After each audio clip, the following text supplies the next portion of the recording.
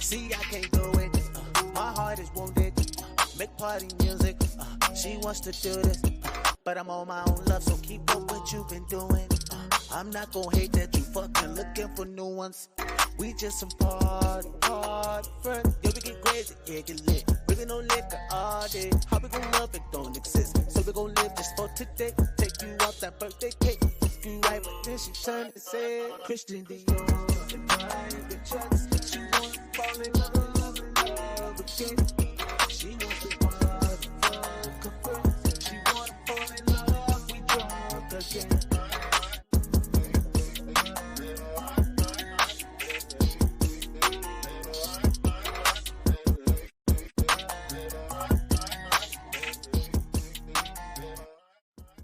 She can do it. My Jacob Lewis party friend. Yo, we get crazy, yeah, get lit. We get no liquor all day. How we gon' love it don't exist.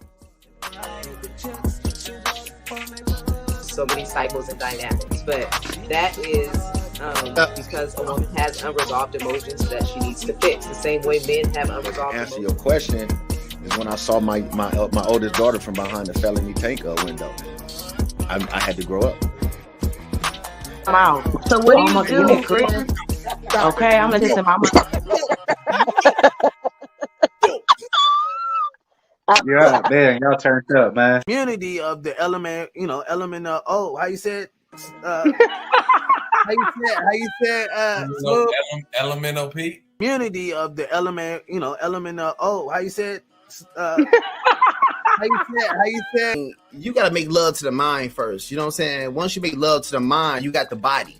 You know what I'm saying? So you gotta connect with a girl way before y'all fuck it.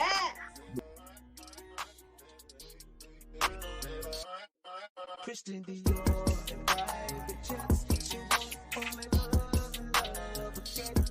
She wants to party, fuck her friends. She wanna fall in love.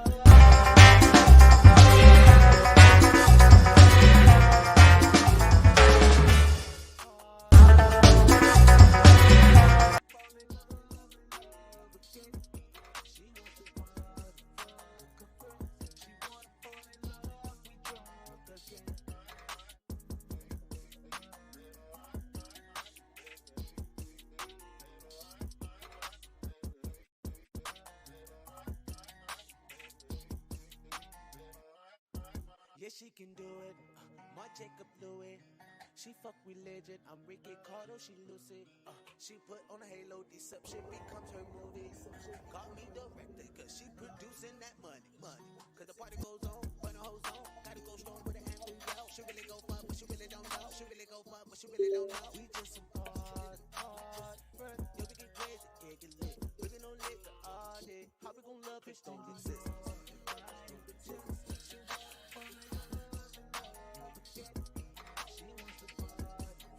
What's good with y'all, man? How y'all doing, man? What's good?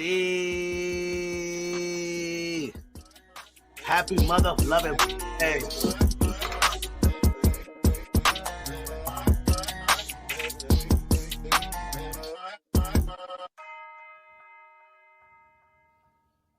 We in here. We are in here. So let me get to some of these comments before we get all crazy. Yo, thank y'all so much once again. You guys always come through live in effect. I love you guys to death. You know what I mean? Y'all are the tribe. We are the Bassmaster tribe. You know what I mean? Let's see this comment. Let me stop these claps right quick because I mean, I just gotta thank y'all so much. You know what I mean? To the ladies. Already. Yo, let me get some of these comments before I get into the show right quick. You know what I mean? Gang. Yo. What's up, Vic? What's up, Vic? She said, hurry up, can't wait for this shit. Gang. Facts, man. I've been really like patiently not trying to do too much with this episode today because it can get me into some trouble. But I gotta filter out the bullshit. I'm willing to go against the grain. You know what I mean? How many of y'all willing to go against the grain? You know what I mean? I know some of y'all like, fuck all that. I don't need to go against the grain. But I'm like, we do. Let's go against the grain, people. You know what I mean? Gang, gang. That's what the tribe is all about. You know what I mean? We don't think, we don't act, we don't breathe the same air other people breathe. You know what I mean? We just operate different. Some people operate, the same. My grandfather told me today that common sense is not common. You know what I mean? So definitely, definitely. Hello, beautiful people. Miss Karma, thank you so much for tuning in. What's going on, guys? Vic, what's goody? Working, but definitely chiming tonight. Hey, Nyla. I'm at work too. Hey, man, look, y'all gotta get it. I understand. You know what I mean? Great podcast tonight. I know 100 Black Love. Appreciate that, man. Appreciate that. We're gonna get right into it, man, before I end up getting into all this other shit. Let me play this for you guys and we're gonna get right into the show. You already know. Gang gang. Y'all have a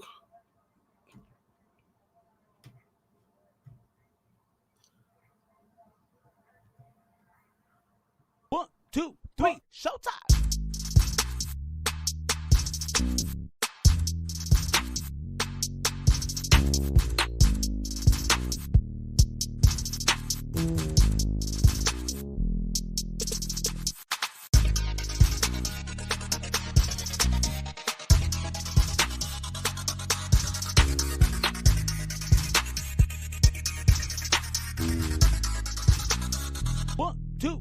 Showtime.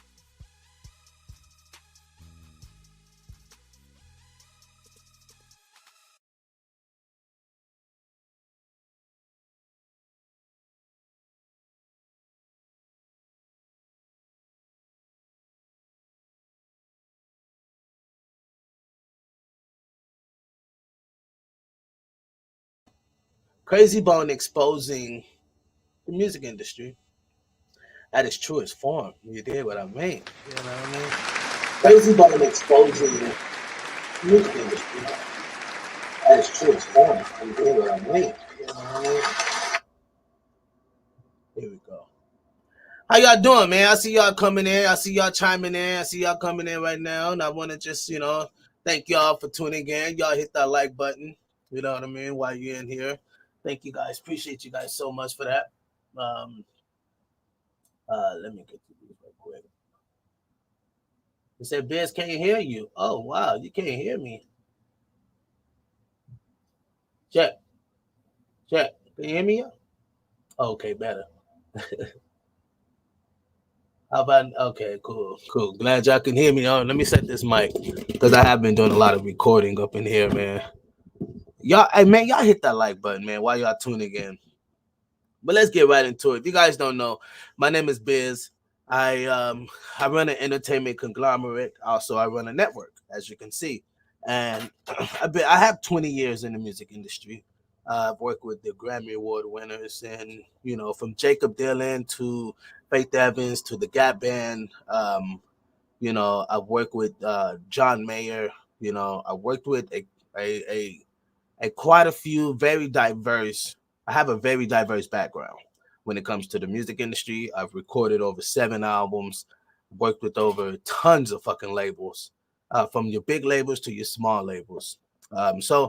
And I literally financially support myself on music. That's how I make my money. That's how I live. You know what I mean? So, and business financing and, how to create business for yourself. But that's my experience. That's my history in the music industry. I'm a drummer naturally. So I've performed like 250 shows for like years, right? And throughout this, I've dealt with so many different people, talked to so many scholars, talked to so many entertainment gurus, and what I'm about to show you guys, I'm going to go ahead and break it down so you guys can understand it from an experience level, not from a hypothetical speaking, right? You talk to someone that actually who's in it still and has been doing it for the past since I was 12. You know what I mean? I'm in my mid-30s now. So as you can see, there's a lot there. I'm talking about I did everyday music. I didn't take one day off. I didn't take a day off. No, I did everyday music, dealing with people, dealing with the industry every single day since I was 12. So let's get right into it. And yes, I do have a lot of advice I could give artists, of course, teach them how to support themselves, but not only artists, to you entrepreneurs, to you people who really want to do some good things in your life, not just to entrepreneurs, to the people who work in 9 to 5s. I'm able to show people who work in 9 to 5s how to take their money and build off of that. You know what I mean? So, but let's get right into it. So this is Krazie Bone in the studio talking about this letter. There was a letter that was wrote, and there was a big meeting. This meeting was an industry meeting. You guys might not know about industry meetings, but there's a lot of them. It's not just one industry meeting. There's tons of industry meetings. But this particular meeting wasn't like normal. Let's check it out. Correctly. Again, the music business and the entertainment business in general, meaning people who control the media, the music industry, and also publication, private prisons, magazines, all that. Somebody sent me an article, like I think it was like 6 or 7 years ago. Right. So I don't know if you guys understood what he was saying. The music industry controls that much. So when I was on tour and I heard about this letter, this meeting that went out, and I heard about it 5 years ago. So I didn't hear this technically through Krazie Bone. I heard this through an actual person that told me about this meeting that they were in. It was an older guy, very, very much older guy, who told me about this meeting and what rap is to the music industry. Salute, stay woke, my ninja, stay woke, salute. So in the music industry, these meetings that are held, you guys may not understand that the music industry holds a lot of fucking power. Let's just say that. The music industry or the entertainment industry deals with a lot of influence. So if you have influence, and influence is able to come across and project, whatever they want you to buy, you know what I mean? It can influence you to do certain things. We've seen it with McDonald's, with coloring, right? They use the burgundy and orange. It entices you to eat more. You can see the orange from far away, from a freeway. They call it the arc, right? So you guys have to understand, like, this shit is literally, that's a form of entertainment. So this shit is literally made to entertain. Keep going. Heard it correctly. Again, the music business and the entertainment business in general, meaning people who control the media, the music industry, and also publication, private prisons, magazines, all that. Somebody sent me an article, like I think it was like 6 or 7 years ago. Right. And I read this article, bro, and I was like absolutely shocked, very shocked. Talk to us. In fact, I want to read this letter. This article, but it's actually a letter that was written by somebody that was a decision maker at a major label. Shot call. And he said, you know, he was invited to a very special meeting about the future of hip hop back in 1991. Okay. So here's what he said. This is how the events went down at the meeting. Break it down, man. Okay, just ride with me, okay? Because I'm reading this. Oh, this is real. Hold on, wait. Let me try to. Way out article too, man. You know what I'm saying? When you talk on the telephone about this, wait till y'all hear this, G. So they're about to explain what it is in this article, right? And this article is not an article that you can just look over. The music industry is something that we should be looking at as very important to us. Destroy a generation. Damn. You know what I'm saying? To make people, you know, actually slip in society. You know what I'm saying? Okay, so it says, and the title of the letter is The Secret Meeting That Changed Rap Music and Destroyed a Generation. Damn. So it says, hello. After more than 20 years, I finally decided to tell the world what I witnessed in 1991, which I believe was one of the biggest turning points in popular music and ultimately American society. I have struggled for a long time weighing the pros and cons of making my story public, as I was reluctant to implicate the individuals who were present that day. Hey man, before we continue, hit that like button if you haven't already, or subscribe, share the podcast. People, y'all go love what y'all about to get tonight. This is just not about the music industry. I'm going to relate this to your life. So like this, people. Come on, like it, hit the like button. It's real simple. It don't cost you anything. You get what I mean? And subscribe if you can. Subscribe to the motherfucking tribe. Mm-hmm. So I simply decided to leave out the names and all the details that may risk my personal well-being and that of those who were, like me, dragged into something they weren't ready for. Damn. Hold on, let me. So we gonna tell the story. We gonna tell the story. We ain't scared. You know what I'm saying? What they gonna do? Yeah. Did I just say that earlier? I ain't scared. Some of y'all scared out here. Y'all scared to even talk. Y'all scared to even say your own true fucking feelings. How you feel? A lot of people are fucking scared. We got to stop being scared and speak the fuck up.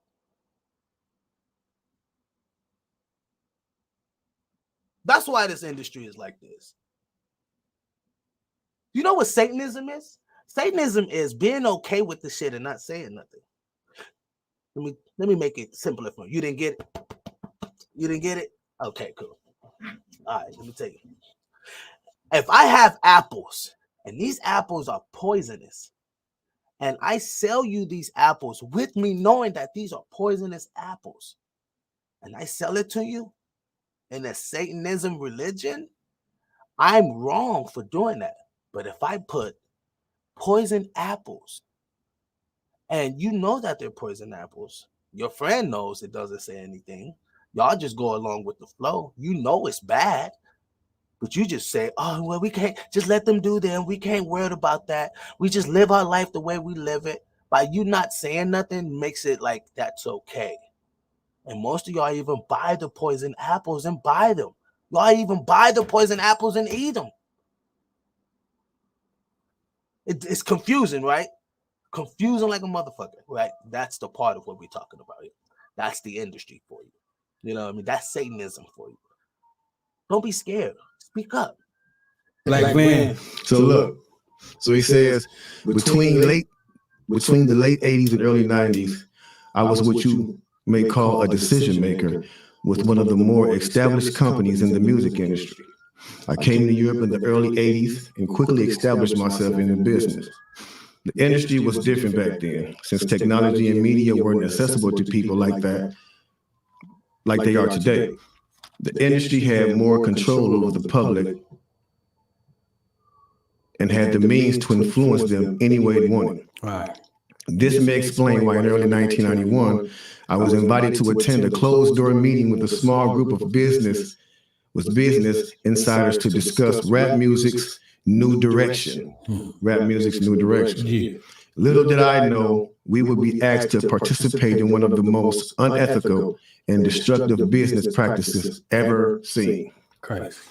So this was the meeting. The meeting was held at a private residence on the outskirts of Los Angeles. I remember about 25 to 30 people were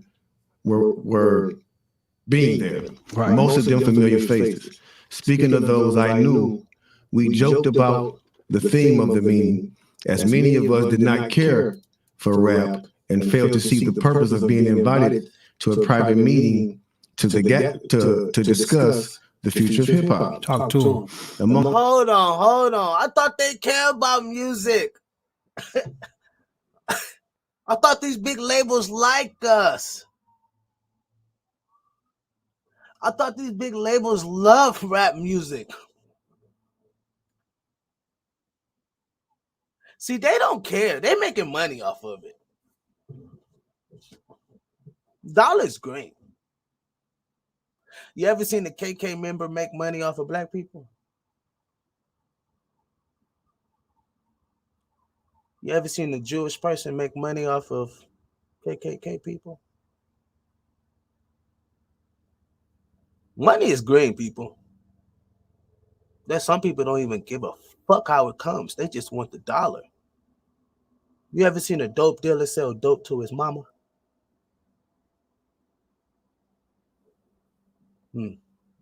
Among the attendees was a small group of unfamiliar faces who stayed to themselves and made no attempt to socialize beyond their circle. Based on their behavior and formal appearances, they didn't seem to be from our industry. Our casual chatter was interrupted when we were asked to sign the confidentiality agreement, preventing us from publicly discussing the information presented during the meeting. Needless to say, this intrigued, in some cases, disturbed many of us. The agreement was only a page long, but very clear on matters and consequences, which stated that violating the terms would result in job termination immediately. We asked several people what this meeting was about and the reason for such secrecy, but could not find anyone who had the answers for us. A few people refused to sign and walked out. Nobody stopped them. I was tempted to follow, but curiosity got the best of me. That's right. A man who was part of the unfamiliar group collected all the agreements from us. So now it's going to get to the good part because the meeting about to start. Talk to him, G. It says, quickly after the meeting began, hold on one second. Get your popcorn, y'all. Popcorn, get your pistols. No, for real though. Hey, UK, you got how much is popcorn UK today? Well, fuck that. How much is the pistols now? How much is the pistols now, UK? UK got them popcorn. Y'all better get y'all popcorn, man. Y'all better go ahead and we just getting started, man. Y'all better go ahead and share this podcast, man. This finna get really unleashed, man. I'm finna give y'all some insight straight from the fucking gates. I was at these parties. I went to these parties. I went to some of these meetings. And I'm gonna tell y'all straight up, Hollywood is different. Let me chief this again. Hollywood is different. I've been to some parties where Raven Simone was there. I've been to some parties where Orlando Brown was there. Shit, I was locked up with Orlando Brown one time. You know what I mean? At Universal City Walk. But this is real life. Grab your popcorn. Get your popcorn. Come on. Quickly after this meeting began, one of the industry colleagues, who shall remain nameless like everybody else, thanked us for attending. He then gave the floor to a man who only introduced himself by first name and gave no other details about his personal background. I think he was the owner of the residence, but that was never confirmed. He briefly praised all of us for the success we had achieved in our industries and congratulated us for being selected as part of this small group of decision makers. At this point, I began to feel slightly uncomfortable in the strangeness of this gathering. The subject quickly changed as the speaker went on to tell us that the respective companies we represented had invested in a very profitable industry, which could become even more rewarding with our active involvement. Damn. He explained that the companies we worked for had invested millions into the building of privately owned prisons, and that our positions of influence in the music industry would actually impact the profitability of these investments. Whoa. So you mean to tell me all this shit is just to push niggas to prisons? See, I heard this 5 years ago, right? And I think by Krazie Bone coming out and saying it, you know what I mean? I think that's something that like really hit me, because I'm a big Krazie Bone fan. I'm a Bone Thugs and Harmony fan, period. Like, I love Bone Thugs and Harmony, period. You know what I mean? Krazie Bone is one of my like top favorite. Crazy and Busy is one of my top favorites from there. But I can see how when he's bringing it out, it kind of makes more relevant sense. You get what I mean? From a person, like, when I first heard this, I didn't believe it at all. I'm like, man, bullshit. Fuck out of here, whatever. Right? And this white cat was telling me straight up. He was in the suit and all that. He was in, you know what I mean? But he was telling me, and I was like, man, whatever. That bullshit out of here, man. These niggas ain't trying to put us in prison like that. They want us to do music. They want us to be musicians. They like us. Mm-hmm. Then he says, I remember many of us in the group immediately looking at each other in awe and confusion. At the same time, I didn't know what a private prison was, but I wasn't the only one. Sure enough, someone asked what these prisons were and what any of this had to do with music. We were told that these prisons were built by privately owned companies who received funding from the government based on the number of inmates. Mm-hmm. The more inmates, the more the government would pay these prisons. Mm-hmm. It was also made clear to us that since these prisons are privately owned, as they become publicly traded, we'd be able to buy shares. Most of us were taken back by this. Again, a couple of people asked what this had to do with us. At this point, my industry colleague who had first opened the meeting took the floor again and answered our questions. He told us that since our employees had become silent investors in this prison business, it was now in their interest to make sure that these prisons remain filled. Our job would be to help make this happen by making music which promote criminal behavior, rap being the music of choice. He assured us that this would be a great situation. Do you understand? God. Oh my God, man. Y'all have no idea what this means. Y'all have no idea, man. I could be here for hours and days. Y'all have no idea. Because the money that's put behind this and the influence that money brings,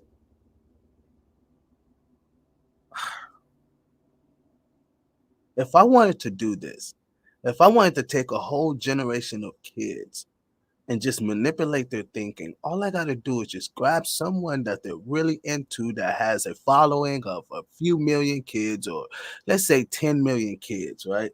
Motherfucker got a following of 10 million kids. All I got to do is get this motherfucker, like, give him 10 million, have him to do something I want him to do it. And now you got a whole culture of kids now thinking like that, moving that way now. But they used to think like this before, but now they move this way, just from the influence of the person that they're looking up to. You know what I mean? Like, damn. Situation for us because rap music was becoming an increasingly, it was now in their interest to make sure that these prisons remain filled. Our job would be to help make this happen by making music which promote criminal behavior, rap being the music of choice. He assured us that this would be a great situation for us because rap music was becoming an increasingly profitable market for our companies, and as employees, we'd also be able to buy stocks in these prisons. Immediately, silence came over the room. You could have heard a pin drop. I remember looking around to make sure I wasn't dreaming and saw half of the people with dropped jaws. My daze was interrupted when someone shouted, "Is this a fucking joke?" At this point, things became chaotic.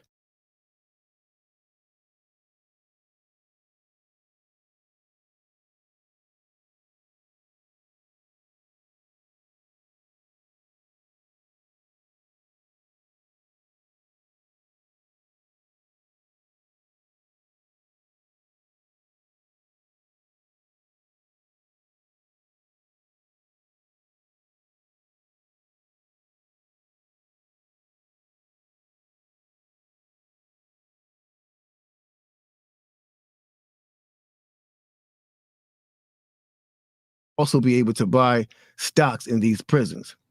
Immediately, silence came over the room. You could have heard a pin drop. I remember looking around to make sure I wasn't dreaming and saw half of the people with dropped jaws. My daze was interrupted when someone shouted, "Is this a fucking joke?" At this Is this a fucking joke? Because it sounds fucking crazy. It sounds fucking crazy.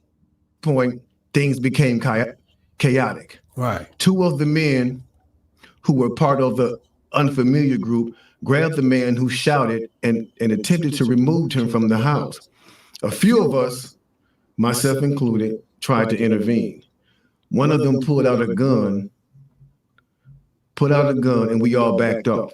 They separated us from the crowd, and all four of us was escorted outside. My industry colleague who opened up the meeting earlier hurried out to meet us and reminded us that we had signed an agreement and would suffer the consequences of speaking out about this publicly, or even those who attended the meeting. Damn. I asked him, why was he involved with something so corrupt? And he replied, it's bigger than the music business and nothing we can do. And no, it's bigger than the music business and nothing we want to challenge without risking consequences. We all protested as we walked back into the house. I remember word for word the last thing he said. It's out of my hands now. Just remember you signed an agreement. He then closed the door behind him. The men rushed us to our car and actually waited until we drove off the property. Damn. So this meeting, bro. Now that's a lot for a meeting right there. Oh yeah, definitely. You know, and this person later on, he said, you know, this person actually ended up leaving the music industry after this happened. A few years after this, he ended up leaving the music industry. Okay. And he'd say he just, like, you know, over the years, he just felt guilty because he said as he sat back and he watched these plans come to a reality over 2 decades, he sat back and was like, wow, they really pulled it off. Yeah. They really pulled this off. He was like, they were told not to sign any more political rappers, any more rappers that had messages in their music. Positivity. It was all to be gangster rap music that they promoted and put out. So if you wonder where Brand Nubians went, where Pro Righteous Teachers went, where Public Enemy went, where KRS-One went, and all sorts of groups like that was talking, even Queen Latifah and Moni Love and those, you know, everybody. What I'm saying? It's a back door. Yeah, anything that was harmless, fun rap, you know.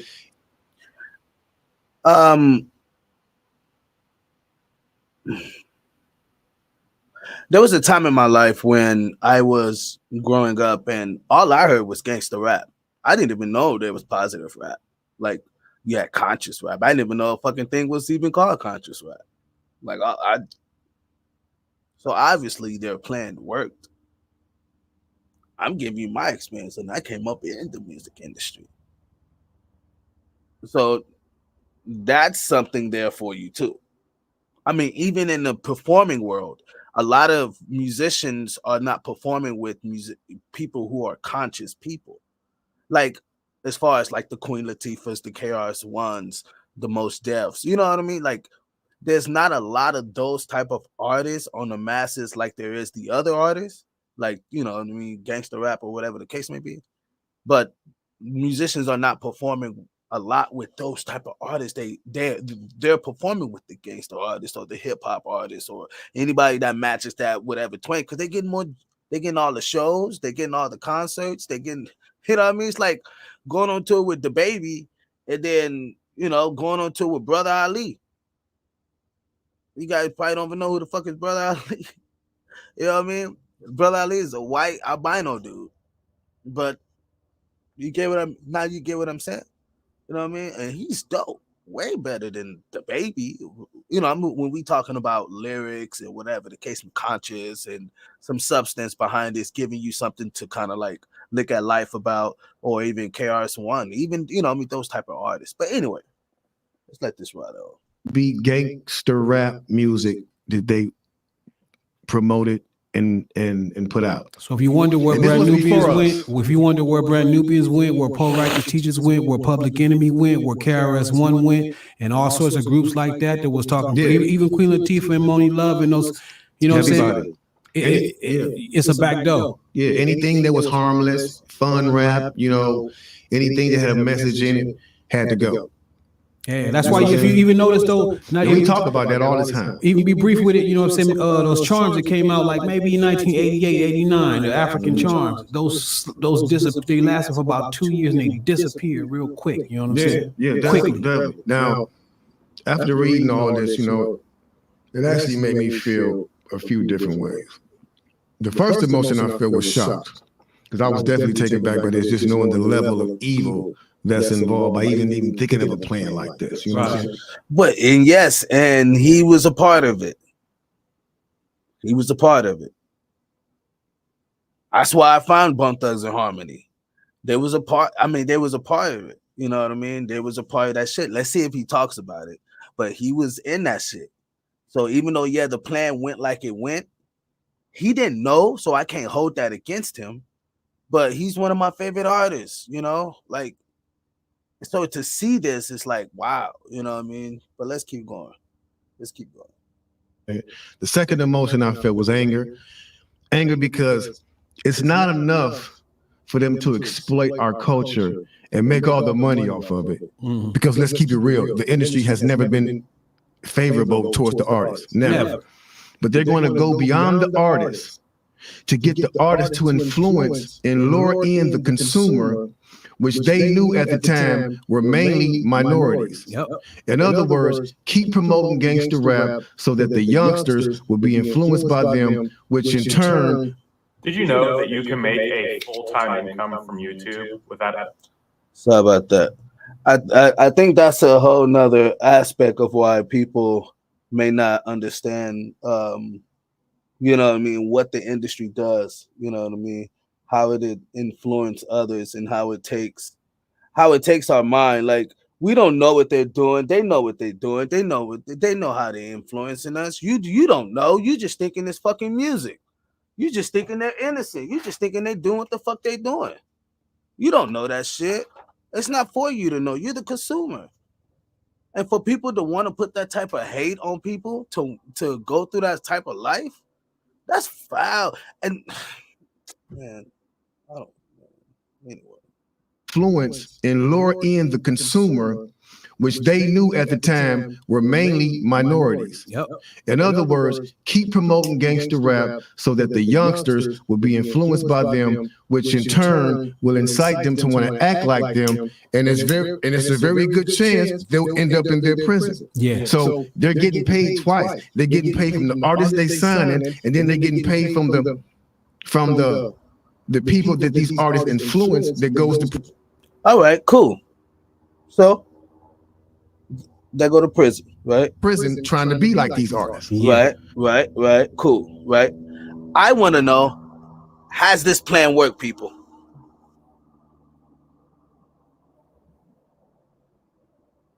How many people we know that act like artists, that act like a gangster rapper, and they come up with the, you know, like this plan, like they're in prison, so they have like a bad record or whatever the case may be. Nothing wrong with gangster rap, like, to me, honestly, because I can cipher what's wrong and what's right. So nothing wrong with gangster rap, to me. I could be a little biased. Okay, cool. Because that's what I grew up to. That's what, you know what I mean? Neighborhoods type shit, you know what I mean? I saw that, you know, people like would, you know, play rap music all around me. So cool, right? But has it influenced me to do certain things or to be a certain way? I would say yeah. I would say yeah. I would be honest and say yes. I mean, shit. Me with this and this cap. I mean, shit. You know, they all influence something. You know what I mean? So you're right. Yeah, he's right. It has. Has it gotten me in trouble with the law and shit? Not necessarily, because I know how to cipher. You said not everyone can some is easy influence, right? Because you have a mind of your own, some don't. I know, but some like I think that's the issue though. The issue is that we can have a mind of our own. Our parents can. That's parenting, right? That comes from showing you. Now, I didn't get into hip hop and rap music until I was like 14, 15 type shit.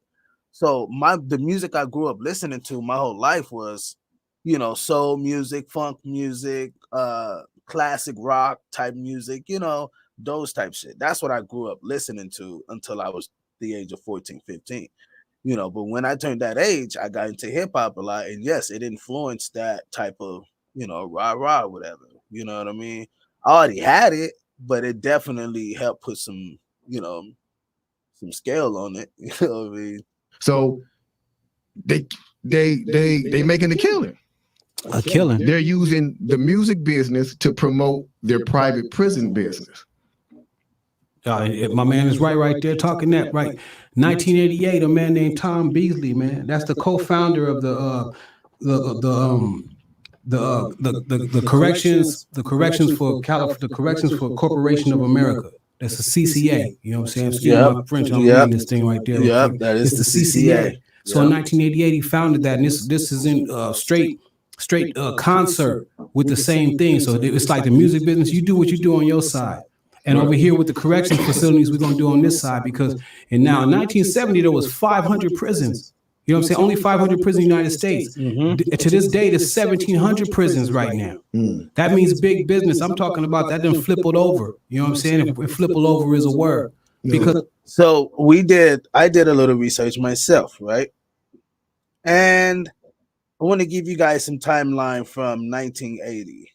Right, and you guys can see how the drugs influenced that also, along with rap music. So let me go ahead and show you guys this, so you guys can see what I'm talking about here.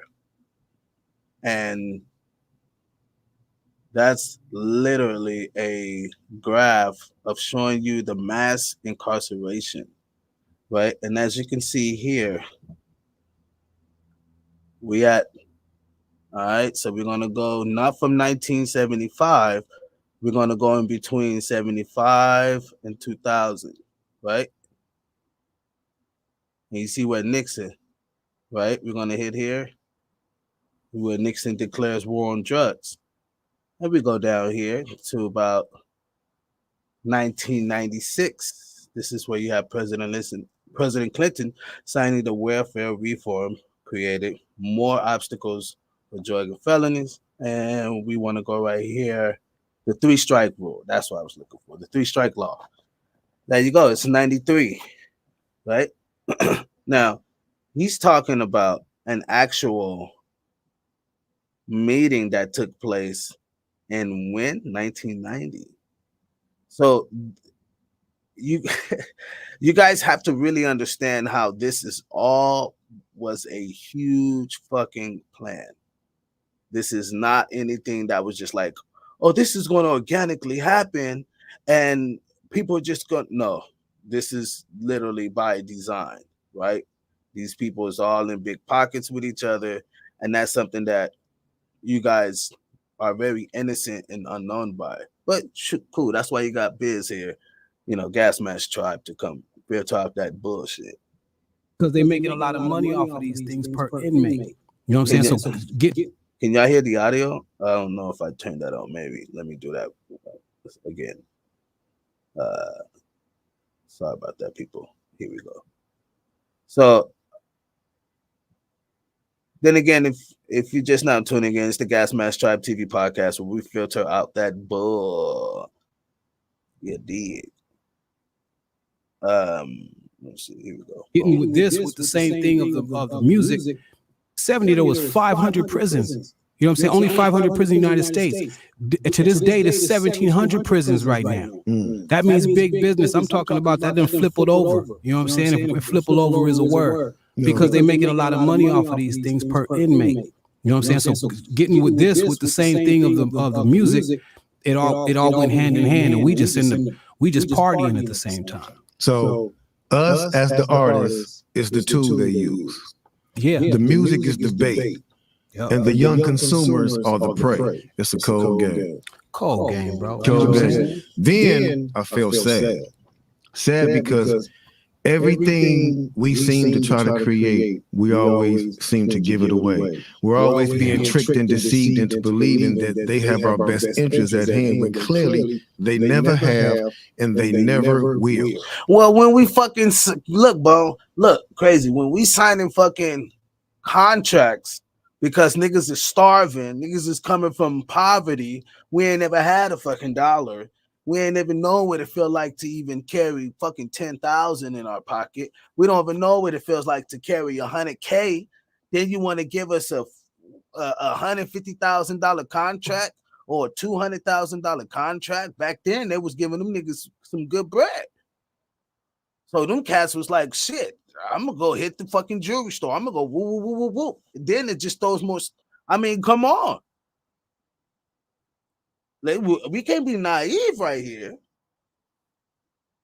They never will have our best interests at hand. We know that.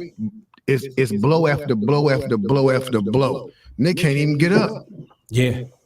They always find some kind of way to scheme, take, and just make sure we stay in our prospective places. Even look how they flip it even right now. Like right now, what we saying to a young dude that's a young rapper, he would the way it's set up, it would look for him to hate us because it's like, what you trying to stop my business for? Of making the money. You know what I'm saying? An underprivileged dude that never had nothing, and he trying to get some snaps, but he just doing this thing off of ignorance, and they know that. So it's dudes like us that be trying to say something like this, and they'll have the rapper dude looking at us like we the fool. Yeah. I just said that. I'm telling you. Bro, I'm too deep in this shit. I'm too deep. I'm like, I've been in this shit way too long. And to not know the things that I'm already aware of now, it's like I would have to say I'll be blind to it. We have to understand, if you're not aware of the things that you're around, you're doomed to fail. If you don't know the history, you're doomed to fail. Like, in a sense of being naive on things, or you just don't know. So I can't, but once you know, you got to do better. You know what I mean? Like, damn. You know what I'm saying? Yeah. Trying to rain on his parade. When we ain't trying to do nothing like that, we trying to tell y'all, look here. They making $1.7 billion a year on this private prison system. Out of the 2.2 million people that's incarcerated, you know what I'm saying, in the United States, and by the way, United States got more people incarcerated than anybody in the world. Mm-hmm. Out of those 2.2 million, 20%, you know what I'm saying? That's us here. They got us caged up. Man, before I get to that, let's see the demographic level of, let's see if it's like, because I think there is a, you know what I mean? Let's see. This says right here, this is a good one. I like this. Prison incarceration rates inch down by racial equality. Okay, cool. It says it will be 2088 when state prisons populations return to pre-mass incarceration levels. 68 years from now. It will take until 2039 for the Black incarceration rate to equal the 2019 white incarceration rate. 19 years from now. Oh my God, this is fucking crazy. I'll put this up on a graph. Let me bring this up for you guys. Man, this is fucking nuts. This is fucking nuts. This is crazy. I'm gonna put this up for y'all right quick. Let me stop this. This is fucking crazy. This is why when we don't understand and we just going with the flow, we just say fuck it. We don't say, why is it so much of this? Why is this going on every day? Why is it so, like, you mean to tell me this is the only type of music that's out here? And we don't ask the questions. We just don't do that. We just be like, oh, this is another artist that's doing the same thing. You guys never listened to the radio and always heard the same thing. It just seemed like you were hearing the same fucking song on the radio. I was listening to King Von the other day, right?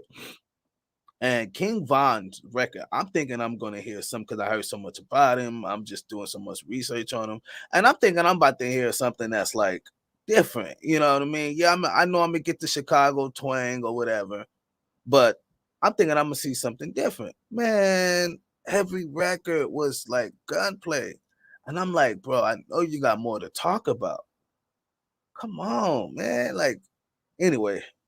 Here you guys go. This is an actual, this is a graph that's explaining as you can see, the age group. Let's bring that up. You can see the age group, 18, 19, blacks per 100,000. Look at this.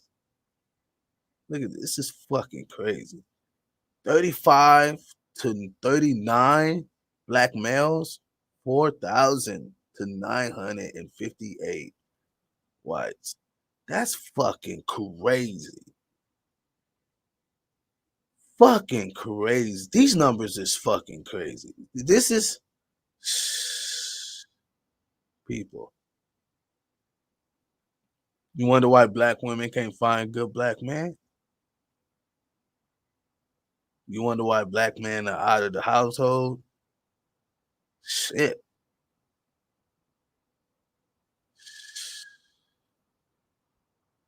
Half of them in prison. Shit. This is scary. This is what I used to fear every fucking day. I used to fear this part, this shit.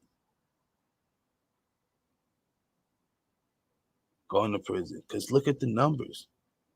That's saying I'm most likely to go. You know what I mean? Like, throughout my life, throughout my lifetime, throughout living.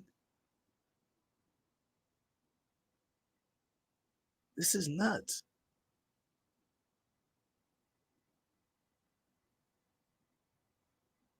This is sad. I used to fear this. You know, this is every black mother's pain. This is every black young boy's fear. But shit, when they starting them off early before 18, I know I got cousins that started going to juvenile. Shit, I went to juvenile hall at motherfucking 12, 13. No, I was younger. I was in middle school, so I had to be, about like 11 or 12 or something like that. This is scary, man. This is like, this is something serious. You are what you listen to. I talk about that shit all the time. You are what you're around. So if you listen to that shit every fucking day and you're playing that shit like a lot of, yo, what's goody, Dino? What's good, Miss Karma? You know, I'm going to open up the lines in a second, but this is a special one to me. And it's been taking me a long time to really like,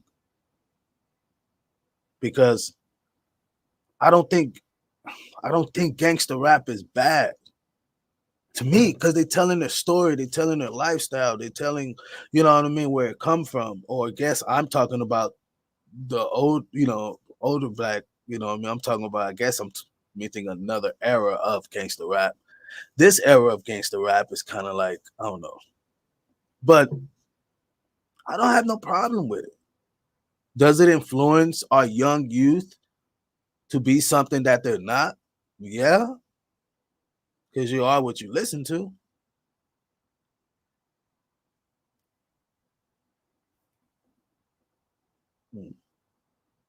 Some of these things we've known just by being eyewitnesses, you know, from the decline, like we just talking about, from the decline of politically conscious rappers. Yeah. You know what I'm saying? Or anything positive just don't sell these days. And they're the reason. It's not because the music is not good or these artists done get too old or they done all of a sudden forgot how to rap. Yeah. You know, it's because they want to push their agenda again. You know what I'm saying? It goes back to that agenda. They want. I was just asking that. I was just saying that. Y'all don't ever ask the question of why this is always going. Like, why are we hearing the same type of music? Why we don't hear more Kendrick? Why we don't hear more Childish Gambino? Why we don't hear more of Lupe Fiasco? Because they're not fucking promoting that. They don't want that there.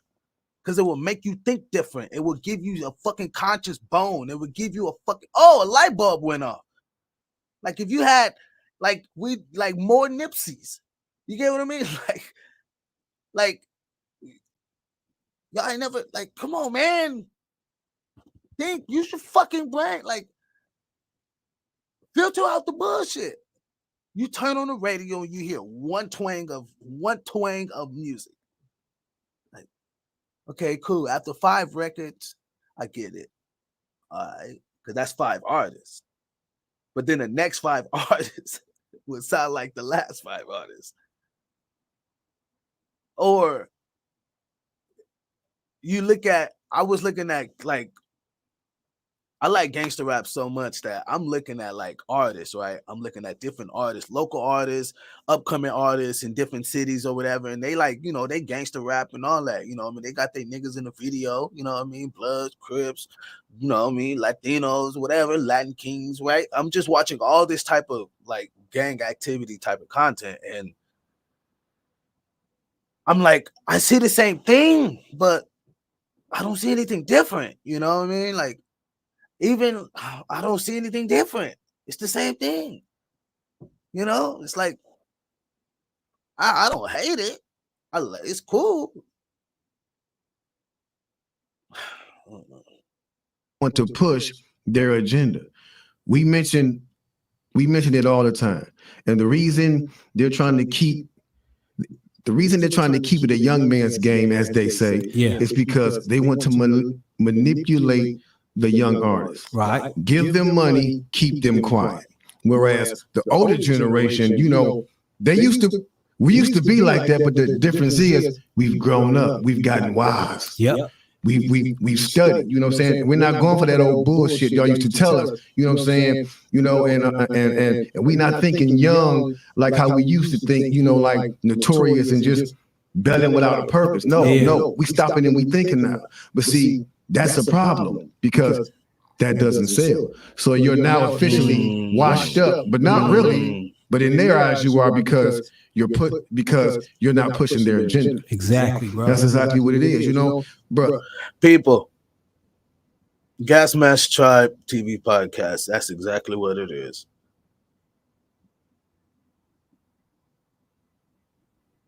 To the artist that wants a deal, to the woman that wants to start her business, to the felon who's looking to get his job. If you don't have a plan and see that plan clearly through and know that every day I'm going to this plan, whatever, give a fuck what you're trying to do. Give a fuck what I give a fuck. I don't give a fuck what their agenda is. I'm going to do this. This is my plan. You stand 10 toes on your plan, you will have a better outcome. Come with leverage. Have some leverage, right? Be able to negotiate back and forth. Learn how to negotiate. You get what you negotiate. So I can't knock these artists for signing a deal with these major labels and not being able to, you know, not getting a check. They hungry. What you gonna say to a dude that's feeding his family and feeding his homies and he got niggas locked up and shit and he put money on their books and shit like that? What you gonna say to him? He like, I need money.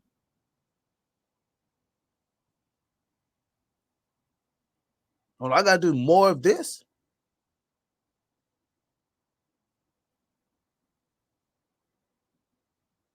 I'm opening up the lines, people. Gasamsktribe TV podcast where we filter out that mother loving bull.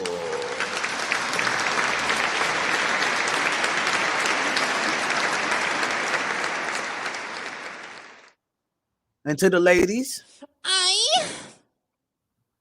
yeah, I'm opening up the lines right quick. But getting to the after hours, people, that was the show for today. I just give you guys some last words before we go. Understand your surroundings, understand that you have to be able to research and know what you're getting into, know what you're listening to, know what type of artist that you're about to get into. That's why, at least, like I say for my shit, if you go listen to Dirty Harvey, at least you're getting it from the source. At least you're not getting it from no motherfucker who's being manipulated and have to push a certain agenda. You're getting it straight from the heart, like organic, right? At least when you listen to it, you're listening to me. Whether you like it or not, you're listening to me. It's not influenced by someone else, right? I think that's the message here. Find artists that you know that is not being influenced by a higher power. And it's like, well, how do I find that out, Biz? How do I listen to their music? If you like one record, listen to another record. Cypher the bullshit. And don't just listen to one type of music. Listen to some R&B. Listen to some reggae. Listen to some, salsa. Listen to some country or whatever. Like, music is not just one style. It's music. I hate when people talk about, oh, I love music. You don't love music. You like hip hop. That's one thing. You know what I mean? Music is a conglomerate of things. You know what I mean? So be aware of music. Be aware. Be aware of your surroundings. Y'all stay safe. You know what I mean? We're going to get into the after hours, but y'all stay there. Cheer, people. Stay great. Gasamsktribe TV podcast. So we feel.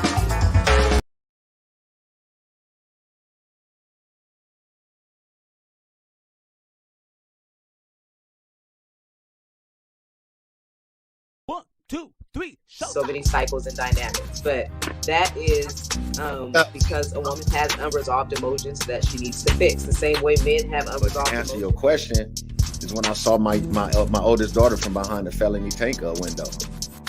I had to grow up. Wow. So what do you do? Okay, I'm gonna listen to my Yeah, man, y'all turned up, man. Community of the element of how you said Elemental P. Community of the element of how you said how you said You gotta make love to the mind first. You know what I'm saying? Once you make love to the mind, you got the body. You know what I'm saying? So you gotta connect with a girl way before y'all fuck it.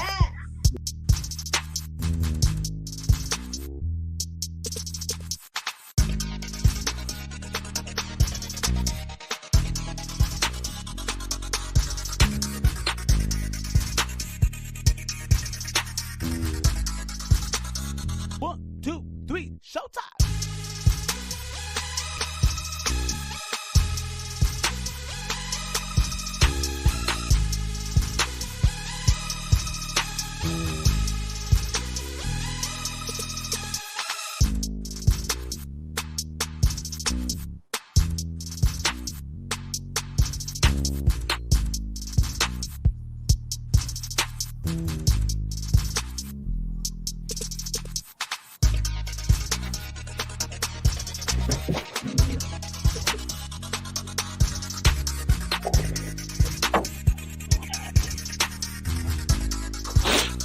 One, two, three. Showtime. Yo. Mama don't like no mouth. I be gonna let my mouth. It be gonna let my mouth. Man, what's good with y'all, man? Friday, gotta Anyway, I've been playing with these new little. I got some new little sounds back here. Check this out. You know what I mean? And then I got my. Oh hell no! Anyway, people, the lines is open. Let's have the conversation. Wow, I forgot what I put inside there. Oh, join the convo. Is gangster rapper part of the system? I put og the system. Is gangster rapper part of the system? The link is there. Let's have the conversation, man. I don't, you know, what I mean, like to give my little take on it, but I think you kind of got a whole. It's really sadistic when you kind of see how the industry is moving, So that's something that I really kind of like look at. I mean, y'all like gangster rap. I know y'all listen to gangster rap. So when when grown folks is grown folks. You know what I mean? So I know some niggas that they don't. Hey, it's gangster rap or nothing. You know what I mean? But I think the system played a part in it by influencing it. And that had to come with a plan, a designed plan. And did it help influence the prison system or the private prisons? Yes. I can see that. You know what I mean? But you guys let me know in the comments, yay or nay, and what you guys thoughts about, on that. When after hours, I'm gonna be here with you guys for about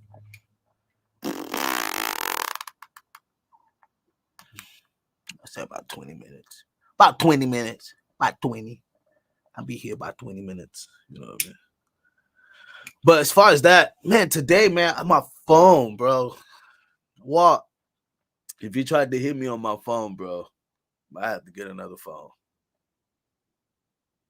I had to get another fucking phone, man. I'm playing drums and shit. I'm killing it, right? Thinking I'm doing my thing. I grab my phone, I look at it, and my shit is black. I'm like, my shit is, what the fuck is it black? Why is this? When your screen turn black, it's like, I'm tapping it, and the motherfucker called 911. I hear the motherfucker say, hello, emergency, do you need police? I'm like, whoa, no, I don't. I don't need a police. No, I don't at all. Leave them there. Wherever they are, leave them there. And my phone was just tripping, man. So today I had to go to T-Mobile, yo, hey man, what's up with this thing, man? Can y'all fix this? They were like, you got insurance? And I was like, oh shit. I think I do. And they were like, all right, let's check it. Like, oh yes, you do. You have insurance. So they end up, getting it fixed. And come to find out, I may get it fixed for free. So that's the great thing about it. So, you know what I mean? That's the good thing. Stand positive. Stand positive about it. You gotta stay positive. He's like, give me a minute, Foley. You fucked up on the phone. Nah, man, I didn't. No, this was their fault now. It wasn't my fault. It's their fault now. You know what I mean? Because it was something in the phone. My phone didn't it didn't crack it. You know what I mean? Even though I do got a little crack on it, but nah, that was the phone. My shit been operating great. Yeah, I know. I'm gonna just get it. You just got one-stop insurance. You just pay one insurance just for your whole life. Look, this is life insurance. This is my phone. This is my TV. This is my laptop. This is my car. This is, is there insurance that just take care of everything? You know what I mean? It's my car. This is my dog. Karma said, yes, it is. Yeah, is gangster rap is a part of the system? She said, yes, it is. Yeah. How you feel about that? What's your take on that, Miss Karma? Is it something that's a plan, or is this like something that happened organically, and then the system just found a way to like monopolize off of it? Because I think the system actually gave gangster rap a face. Like went out and seeked it and gave it a face, or found it and was like, we're gonna keep this influencing, you know.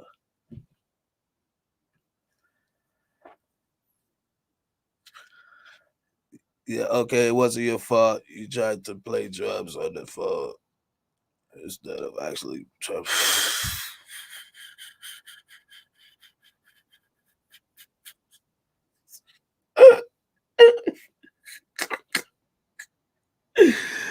Ah.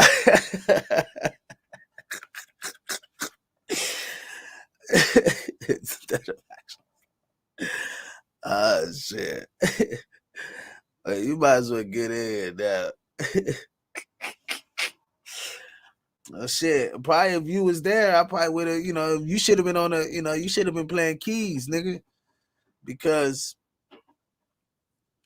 and what you should have been playing keys. You know what I'm talking about.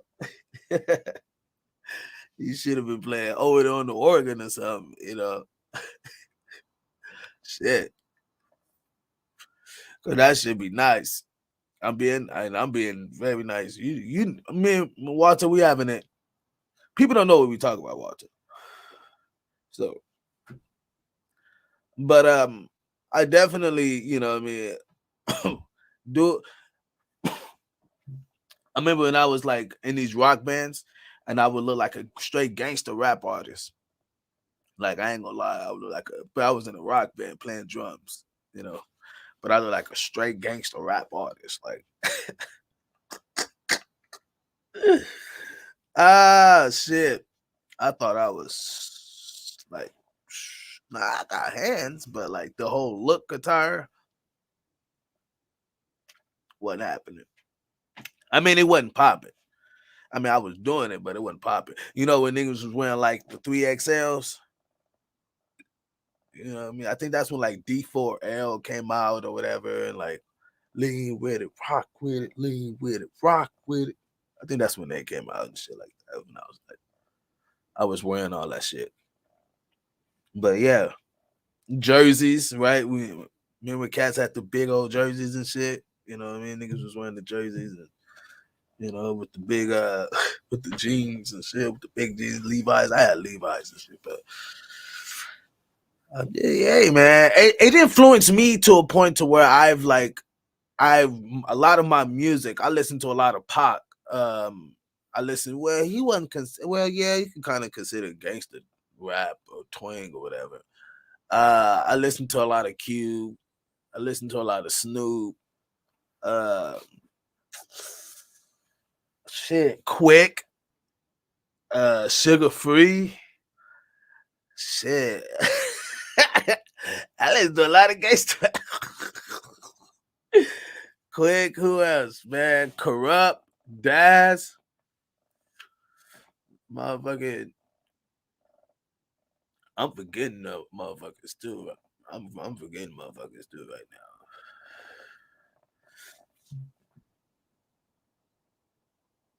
But this is when like rap, like in the rap market, like when you have to have that shit, like niggas, like this is when niggas was running up on niggas and socking niggas out in broad daylight type of shit. This is before niggas start shooting niggas in broad daylight.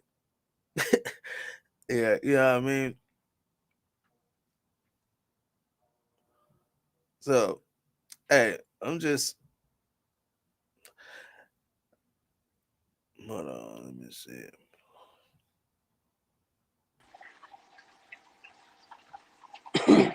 What's up, Foley? I'm gonna need you to stop beating up on the phone, nigga. You a phone bully. Nigga bullying the phone. Here's the phone bully. You report your ass. How you gonna get reported, motherfucker? You gonna get reported and deported, motherfucker.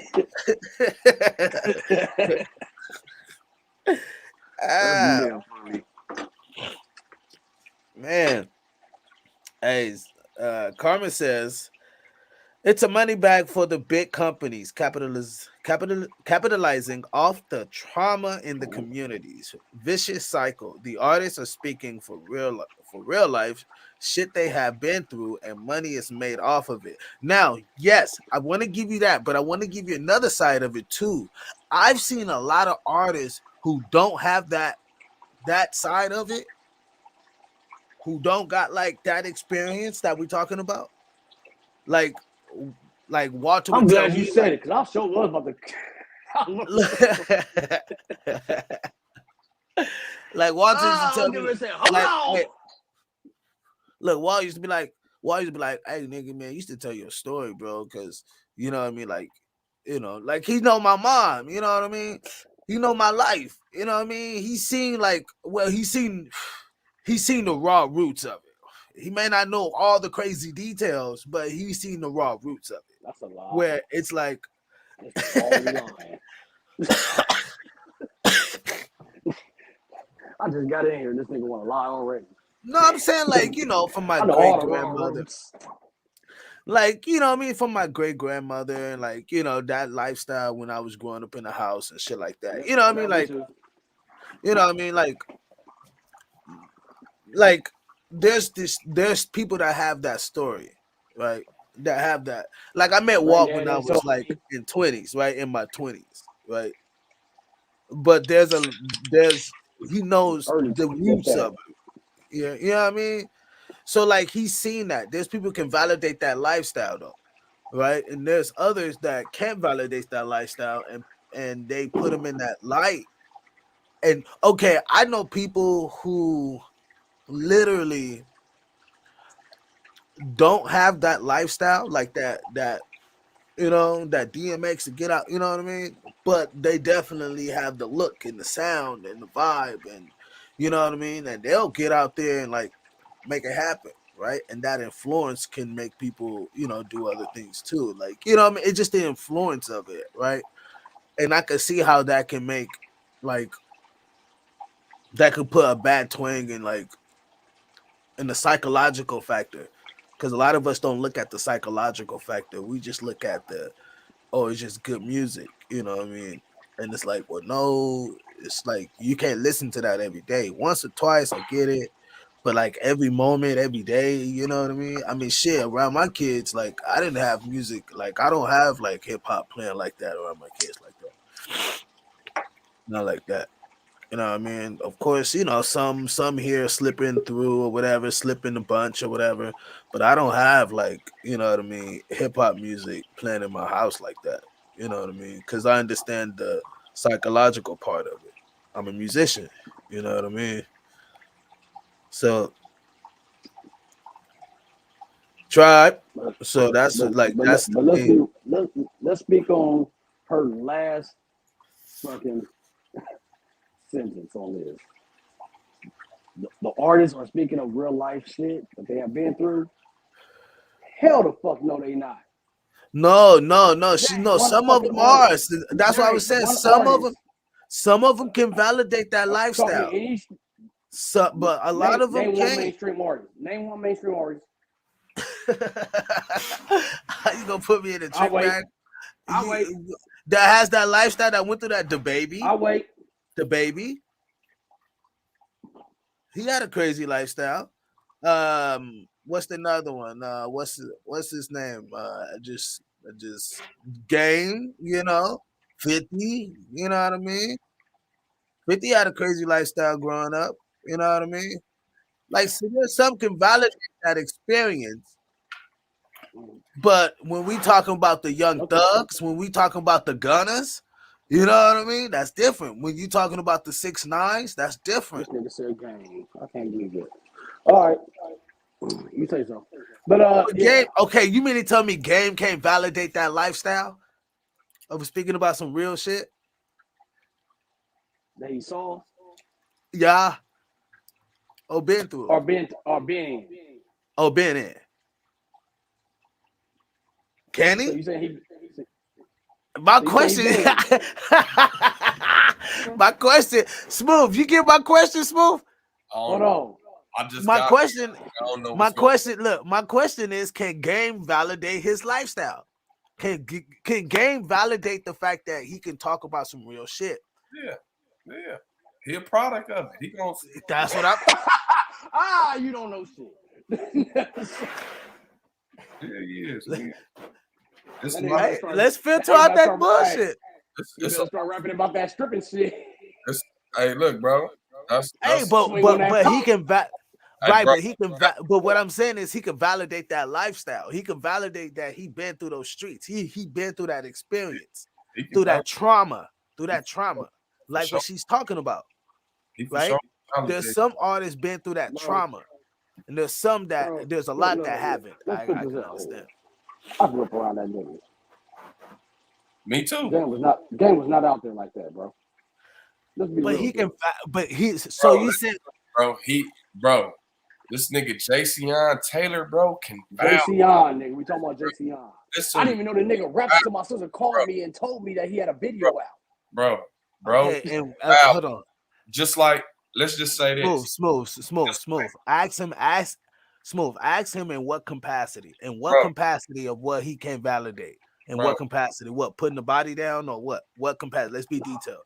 Because I don't know what you're talking about. Because from my experience, the nigga came from the dirt. Yeah, he grew up in the city. That's what I'm saying. Okay, not everybody in the city is validated. So they can't speak about the trauma. Nigga, not everybody from Compton actually went through that shit. He can not everybody in the city lived that shit. He can validate the bullshit, bro. Just like this off the record, but just like Battle Cat, just like Vinny, nigga, these my little siblings. Just like they can vouch off the real gangster shit. Nah, they can vouch for their big brother, nigga. I'm gonna just say that. Well, you just taught me.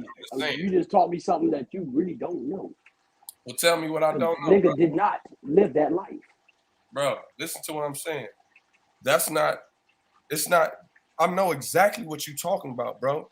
I don't think you're comprehending what I'm saying. Right. I don't think you're comprehending what we're saying. He grew up around it? Bro, since we're filtering out bullshit and being 100, bro, the nigga can vouch for everything, bro.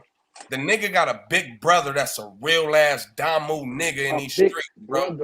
You can't vouch because you have a brother. Bro, do you got a big brother? I got many of them. All right, bro. Do you look up to these people? No, because I'm myself. All right, bro. All right, that's and cool. my brothers will tell you that. You're not. If that's your answer, I love you, big bro. You're not comprehending what I'm saying, then. If that's your true answer, you're not comprehending what I'm saying, bro. Like if one of y'all take Biz for example, he can validate your cripping, nigga. He can validate on your bullshit that you done in the past. He can validate that you went, bro. He can speak on it. But he can't. No, what I'm saying is he can't validate of what he went through. What I went through. He can't validate what was out there in that area.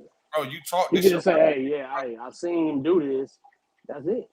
All right. You can't say he went through. No, okay, we're speaking on the question. No, but I could be like, we're speaking on the question at hand.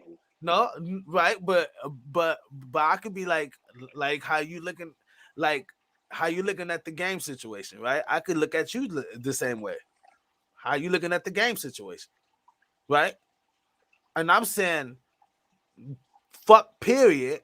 You can still validate the trauma, the experience that you went through, even being in that shit, even if you wasn't a part of the shit, right? If you didn't technically wasn't a part of it, you can still validate the experience that you went through that shit. That's what I'm saying, right? There's some artists that can't do that grew up in fucking private schools. Okay. You put it that way. Like Gunna. Right? You got artists that's been through that experience where they've never walked through they've never had a bad meal. They've never had to eat fucking tortillas with bologna sandwiches and fucking county cheese, nigga. Like I used to make that shit every day. But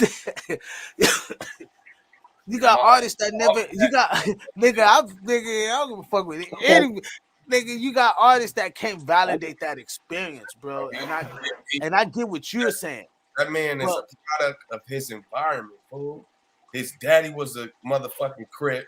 His mama was a fucking Hoover criminal, nigga. His big brother from motherfucking Peru, nigga. He can validate all the bullshit that he was born in, nigga. My mama, rather that nigga, not, nigga, he can vouch for that shit. He can say that shit happened. He's seen it with his eyes. He was there. Shit. All right.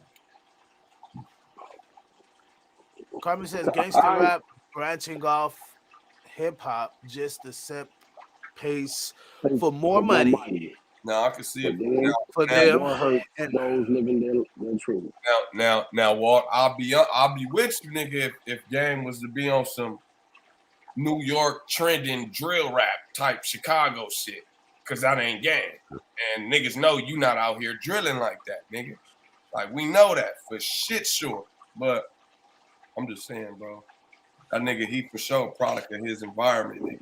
For sure. Hell yeah. Cameras was off, nigga. Me and the homie Shakur, rest in peace, nigga. We was at the 24-hour fitness nigga with him every weekend, bro. Yeah. Every weekend. Shakur, man. Shout out to my old manager Maxwell at TPE. Niggas used to go to the studio, nigga, at in North Hollywood, bro. At what's the nigga name? I forgot his producer name, but nigga used to, bro, every day being around this nigga, every other day. But on my mama, bro, and he ain't really like that in real life, but you know. That nigga was cool as fuck, man. In real life, be cool as shit. Shakur was cool, man. Shakur was cool as fuck, bro. I remember he used to come over all the time, man. Mm-hmm. He was cool as a motherfucker. With me, nigga.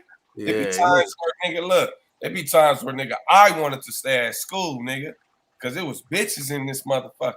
And I had a little situation with what's that bitch name? That I had a little situation. Yeah.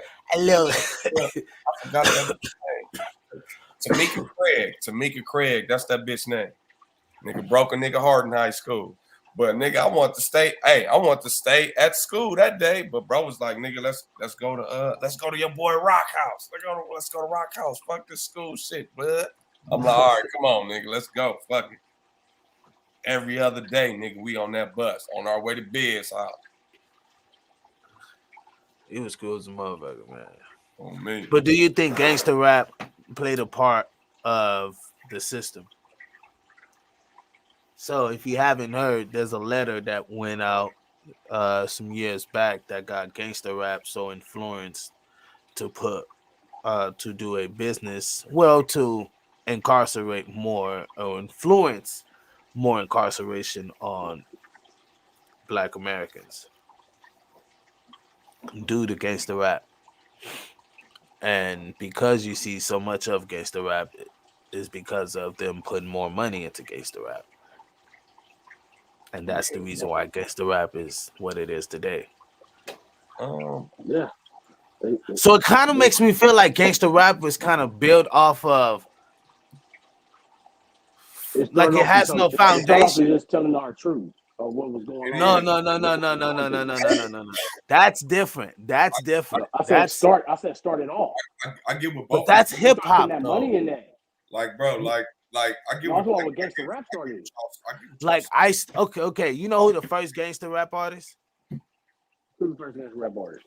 He's from Philly. Everybody say Ice-T is, but Ice-T even gave credit and said, nah, I got it from my boy in Philly. He was like the first gangster rap. He was just saying that shit raw, like, you know what I mean? Shoot niggas, fuck the police, blase, like raw, like fuck them, we'll kill, cop killer, all that shit, right? Schoolie D. Yeah. And then that's when, you know, Ice-T kind of, you know, he was doing it too, but he got, you know, he heard him, he was like, oh shit. And then that's when Ice-T made it right? And it was so, but we talking before though. This is round like Before like what? 89 or some Before shit like Schoolie? that. Before Schoolie D? You talking Yeah, about? yeah. No. After Schoolie, I'm talking about Ice-T. Oh yeah, Ice-T. yeah. Ice-T, Right right? after him, it was Ice-T, right? No, right, yeah, right after Schoolie, Ice-T, right? But Schoolie wasn't big as Ice-T though. Yeah, It was underground over there. He said that was the first dude that did it before me. Look how And much, like, but look how much but we put on it though. Like Schoolie D did it. no. He applied pressure though. Like nigga, after Well, Ice-T did it, then he come NWA with they shenanigans and shit. But you have to think about there was a group before NWA. You had other gangster rap groups before NWA, but it's just that NWA was able to be kind of mecca with it. You know what I mean? Where it just blew up. Jerry Heller, LA, Coke epidemic. You know what I mean? The parties. So that's a little bit more. They was influencing actors and movies. You know what I mean? It was a little bit more at hand. But we talking. NWA was what, the 90s, right? 92, 93? No, I want to say after. Right, NWA. So when you look at something like that, you say these cats are putting money into that. So is gangster rap founded on some BS? You should say that again, bro. Like, would gangster rap be as big as it is if money wasn't put behind it and pumped like it is? Yeah, it still would be, because think about it. How many? Okay, think about this. How many niggas did NWA music influenced to and put incarcerated? Who are incarcerated now? Shit, hell if I know, bro. In real life, nigga, I don't know. I'm not saying number exactly. Would you say least? But I don't really. How many people in music incarcerated? Right, you know the influence of NWA, right? The influence of NWA, right? Oh, they what? They incarcerate nobody. They had a lot of people. They had a lot of people going to jail, nigga. Behind. That's what I'm saying. That's what I said. That's what I was. All right, what was going on? You know why? Nigga, you know how many niggas was like, bro? Nigga, you know how many niggas was like. The world was protesting against NW. With the white people and the police was protesting. Yeah, of course. Bro, they was telling on them motherfuckers. Niggas went to jail, nigga. Niggas got beat up. You sound like a white man right now. Out. Look, check this they out. was Check protesting this because they was telling on these motherfuckers. They was telling what they was doing to us. See, y'all ain't telling that. Saying, hey, look, this is why we live in the hood, bro. And this is what these motherfuckers doing. I've been in this is what they spoke on. They just spoke on that shit. Niggas wasn't following that shit. Bro, NWA got all cultures to say fuck the police, nigga. You don't think nobody was doing them niggas was the first. Bro, you know, okay, when NWA come up, nigga, y'all can't come. Do you know why? You said what? Do you know why? They were saying fuck the police? Yeah, nigga. We know. We just talking about the influence. Okay. We know. We talk about the influence that it had. Look. It made a little white kid. Listen. It made a little white kid. It made a little white kid. No, you go over talk. It made a little white kid say "fuck the police," and that little white kid got handcuffed and went to juvenile hall. That's what we're talking about, right? We're talking about that. Police to this day. Right, but we're not saying that. It's different when we say it, but when we're talking about the influence that it had. Yeah, bro. And how many people went to jail behind the music, and it fed their plan. So they kept the NWA sound pumping to keep incarceration or keep the influence up. Yeah. Niggas was riding, pulling drive-bys, listening to this shit. You know what I mean? I know homies was telling me straight up, oh yeah, we was listening to Pac, hit him up. That's my song. Hey, I got records. If I did, man, I got a record. Okay, so you put it that way. You saying you gotta understand certain records. Okay, no, you saying every song from then to now is influenced people in the hoods to do shit and go to jail. That's what you're saying. Yep. Every song. Not every song, but Hey, look, that's what you're saying. Check this You're out. saying every song, bro. Check this out. Check this out. Wait. Look, bro. I'm not finna go put on no Dirty Harvard, nigga, and go do no busting. I'm not finna go put on. Wait. I'm not finna put on no J Smooth, nigga, and go busting. What I am gonna play though, I'm gonna tell you what I'm gonna play. Here go J Smooth motherfucking playlist. And Biz, correct me if I'm wrong. If the vibe don't work, nigga, I'm finna go play some Von, nigga. King Von for sure gonna be in the playlist, nigga. Eminem LP. I just got through saying that. Hold on. Eminem LP, nigga. Damn near all his albums except for the last show, the curtain call. I might bust on that Tupac. Shorty wanna ride with me or something like that. Right now, my little. And it's one record, nigga. One Pacific record, nigga, that turned that demon on, nigga, and that's that Machine Gun Kelly featuring DMX, nigga. And I think it's called Demons or some shit like that, or something like that. But if that song playing, nigga, it's going up, nigga. We can be in church. Now, does Dirty Herbert have any ride music? Talking about riding on anybody. Bro. Does J Smooth music have any songs that's talking about riding on anybody? Yeah. If you go back in his archive, then you're saying those songs are influencing people to do that shit. That's what you're saying. It can, bro. It can. No, but you just said it's not. You just said J Smooth got that. I'm just saying it's Dirty Herbert don't got that. You just said it, bro. I'm just telling you right now. Ain't nobody finna go. Telling you, drilling. Ain't nobody finna go do no drilling to Dirty Harvard or the J Smooth of today, nigga. Ain't nobody finna go do no drilling and none of that, bro. Those specific songs that you have about riding on motherfuckers, they weak. Not on the influence. No. You don't like the influence. It's the difference. It's the influence, right? Bro, it's not as impactful. Like like he said, his. Bro, it ain't that. Right. Like, bro, like he said, his like mine would be impactful if you're not known. Look, mine would be it's not being out there like that. No lie, mine would be impactful. Go ahead. Mine's is Meek Mills. I like if I got some, I don't know why. Meek Mills is like cause that rawness. Meek, Pac, some Bone, of course, you know what I mean? And that's pretty much, that's pretty much it. Really, it's Pac too. Like it's Pac all the way, cause it's the words. It's like, you know what I mean? It's the aggression behind it. It's the like nigga, fuck you, nigga. It's that fuck you, nigga. Like what?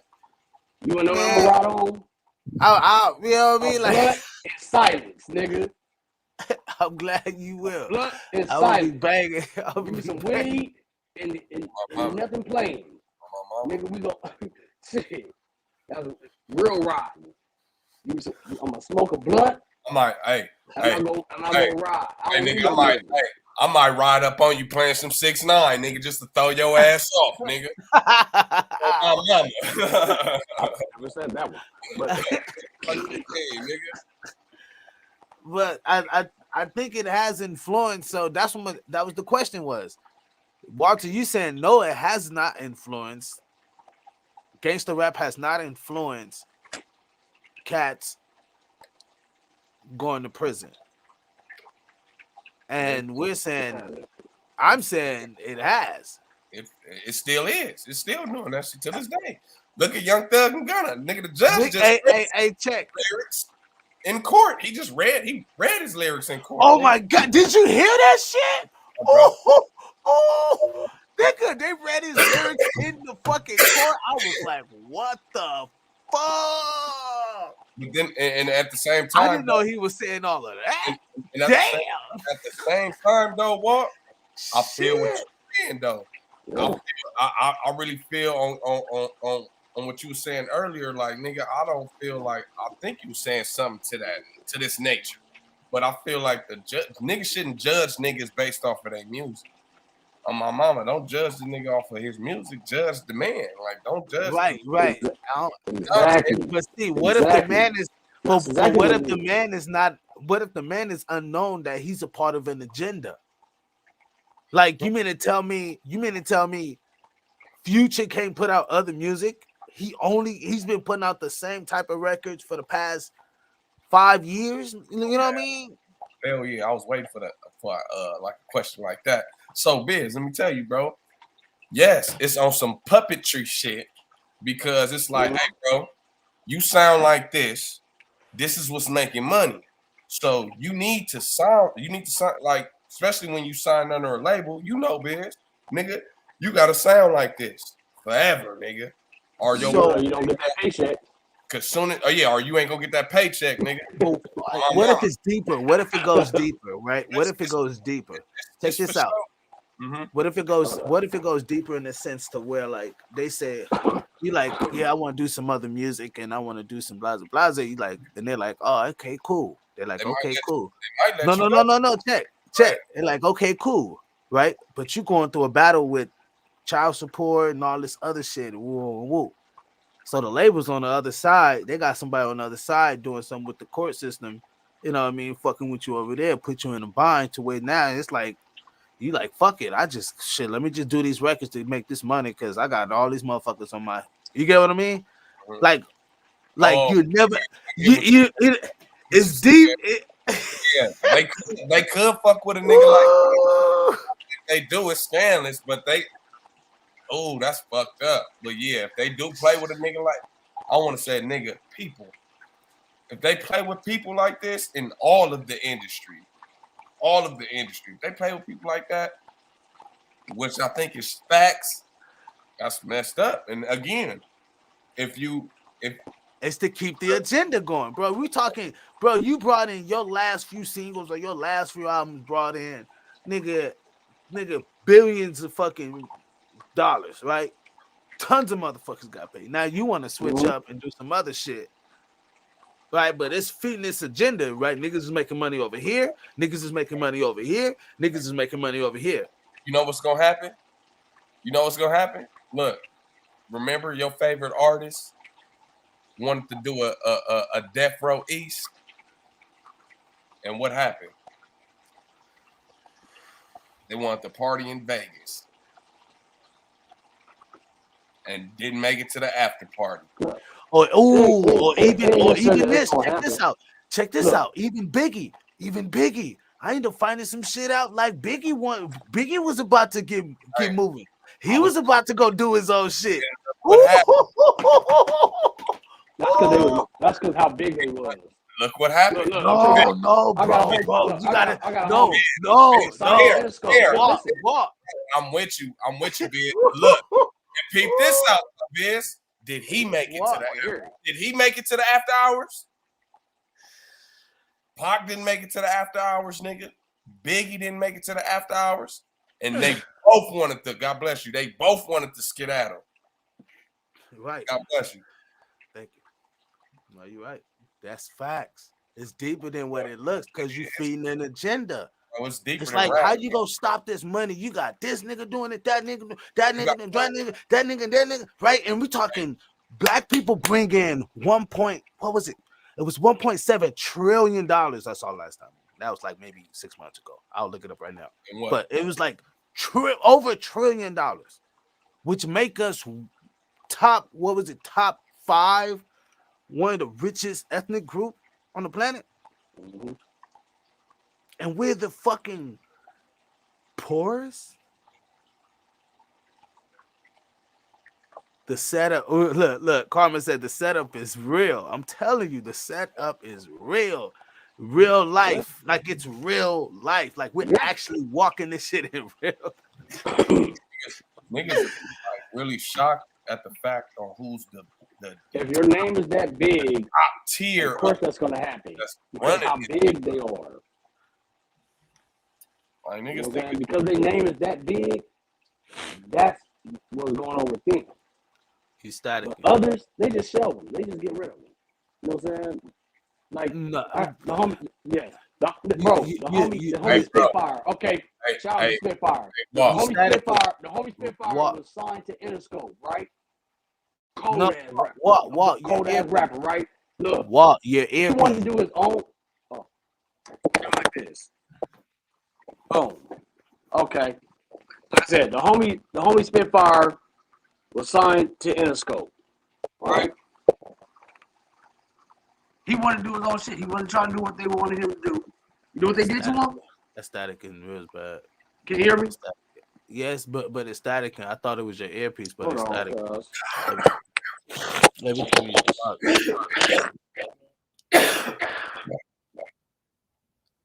Hold on. Oh, there you go. You clear. All right. So the homie Spitfire was signed to Interscope. Right. He wanted to do it. He wanted to do his music what he wanted to do. Do his own shit. Right. They was gonna get him out there. But because he was not trying to do what they wanted, you know what they did to him? Candy. They shelved him. All they did was shelved him. And Spitfire was cold. I'm come on. That nigga would have killed anybody in the game. Is he light skinned? No, he's not light skinned. He about your complexion a little darker. Oh, okay, no, that's it. No. He's from the city. He's from Compton. Spitfire was a battle rapper for a while. He used to be on 106 and Park and all that, undefeated on the battle rapping. Has he got long hair now? No. Okay, no. Okay, but shout out to my boy Spitfire. But Spitfire was. I thought he was talking about that was my nigga. I'm talking about from the sandbox. Like that was my nigga. Spitfire did what he did, you know what I'm saying? But like he wasn't like running the streets or nothing like that. You know what I'm saying? He been out there or whatever, but you know what I'm saying? He wasn't like in it like that. But he wanted to do his music the way he wanted to do it. They shelved him. And his music was cold. It wasn't like, oh, your music ain't good enough. It wasn't like, oh, it's not good enough. It ain't gonna make no money. No. It was his music was good. It's just they wanted him to do it the way they wanted him to do it. They wanted him to say what they wanted him to say. He wasn't doing it. They shelved him. That's all they shelved him, and they shelved him for a while. And after they shelved him, they let him go. Did he have money? Did he come from a rich family? Hell no. He grew up in Compton. He grew up the street from me. He grew up in Nutty. He grew up in Nutty Block. So I'm playing devil's advocate. Do you think it would have been a good, well, not good, but a decision to make to say, you know what, let me just take this bait. I'll move, make some money out of it. Hell no. Get them what they want. And then I'll be able to do my your own mind how you want to do your shit. You don't change for nobody. Fuck them. They can suck a dick. Man. He stuck to what he did, and I stand by that with him. Good for him. You know, a wise man. Don't step down. You know, a wise man told me, nigga, only a fool will stay the same. So only a fool would turn to an agenda and say some bullshit. That's what it was. Only a fool. That's a cold lie. That's a cold lie right there. Real shit. No, only a wise man will stay the same as in your lifestyle. No, I still your lifestyle. That's what that means. See, so let's filter that out. Only a fool will stay the same as in your lifestyle. Mm-hmm. Only a fool. But when it comes to your music, but you don't think that would add more wisdom to his life? That would have gave him more, like, that would have put just more pounds on his life as far as like experience. He would have seen people for what they, you know what I mean? It's in the industry for what they, you know, got to meet and shake hands with the yes. You know what I mean? Yes. You gotta grow. Not everybody that you see on TV hasn't been able to shake hands and had these experiences. A lot of people had these experiences that you never even saw before or heard of. Okay, so what if let's say your son, right? Let's say your son is, the label's like, yo, we go get him 1.3. Mm-hmm. Right? But we need 5 albums like this. We go bring in the writers, we go bring in the producers. We just want him, his look, his vibe, and all of it. His likeness, right? They want to sign his likeness. All right, and they go put all the production with it, but they go sign for 1.3. but they need him to do it his way. What would you say? They brought in the writers. That's their shit. If you got your own shit, they tell you, nah, we want you to say this instead. So you okay? So you be okay with that 1.3, right? I'll be okay with the 1.3. Ain't my money, that's his.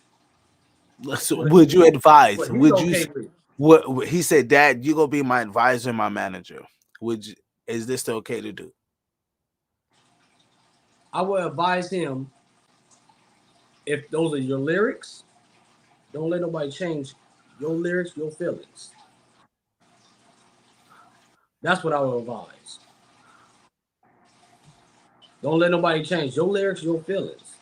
The deal is we bring in the writers, we bring in everything. You're doing their song. Yes. That means you have no rights to their sign song. on. 1.3 sign on, take it or not. We want 5 hours. Song. That's different. We're gonna put now what that's you make from bro. Look, what you make from tour, you make from tour. We cut a 360 on that, but period, we're signing 1.3. I'm gonna tell them no. You said a 360. Hell no. That's normal. Hell They are doing that. That's normal now.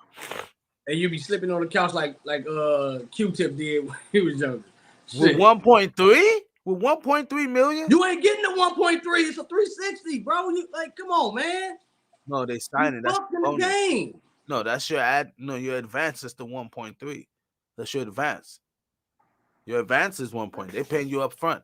What do you keep? They paying you for the 5 albums.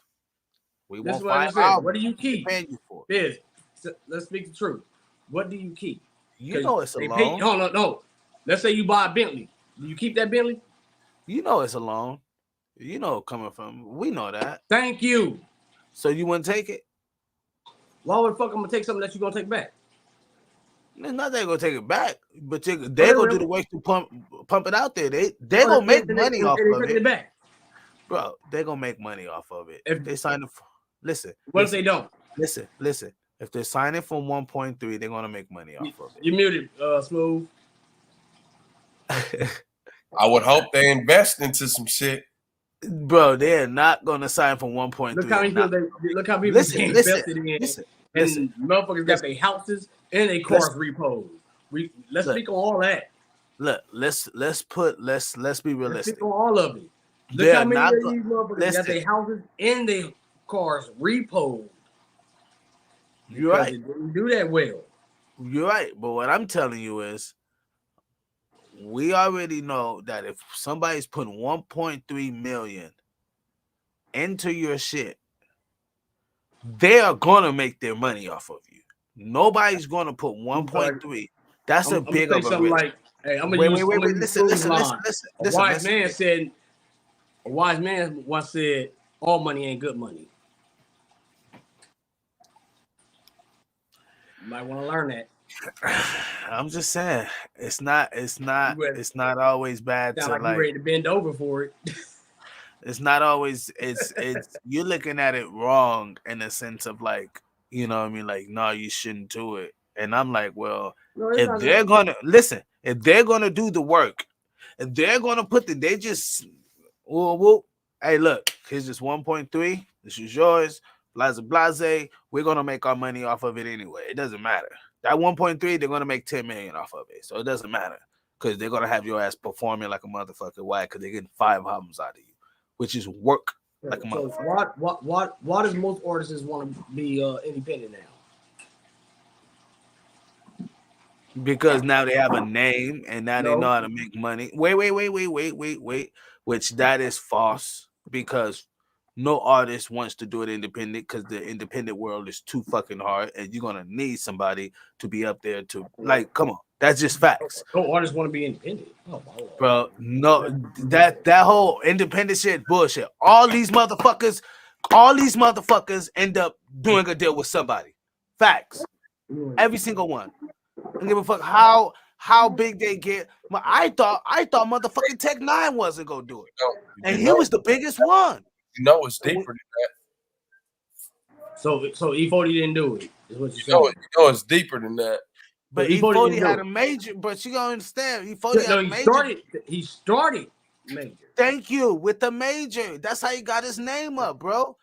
That's easy. After that, you got a name now. So you can continue to build. A lot of them found out, bro. A lot of people then found out. When they find out the real, they were like, oh no, they doing too much. Some people have good contracts that could do good. Some of them don't. It's not the same for everybody. What's up, Miss Riri? What up, gang? Sometimes the money put amount too high to make sure they get paid and you get the money, but you work. Yep, you will work. Here.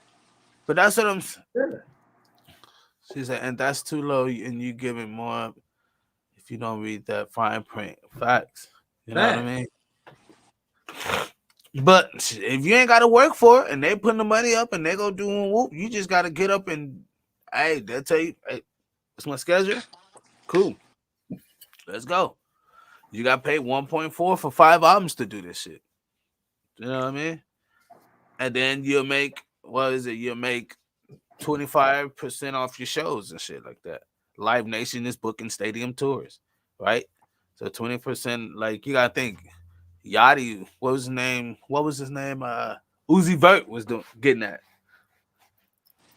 And Uzi Vert had, he was making dough at his shows. So you gotta think, off of a $200,000 show, Uzi Vert is probably, walking away with about $75,000. You see how much just got paid, nigga? My gosh, man! But you see your boy, Bad Bunny broke the record. Really signed for stuff like touring record. You don't ever hear of. You said what? That's what nobody knows.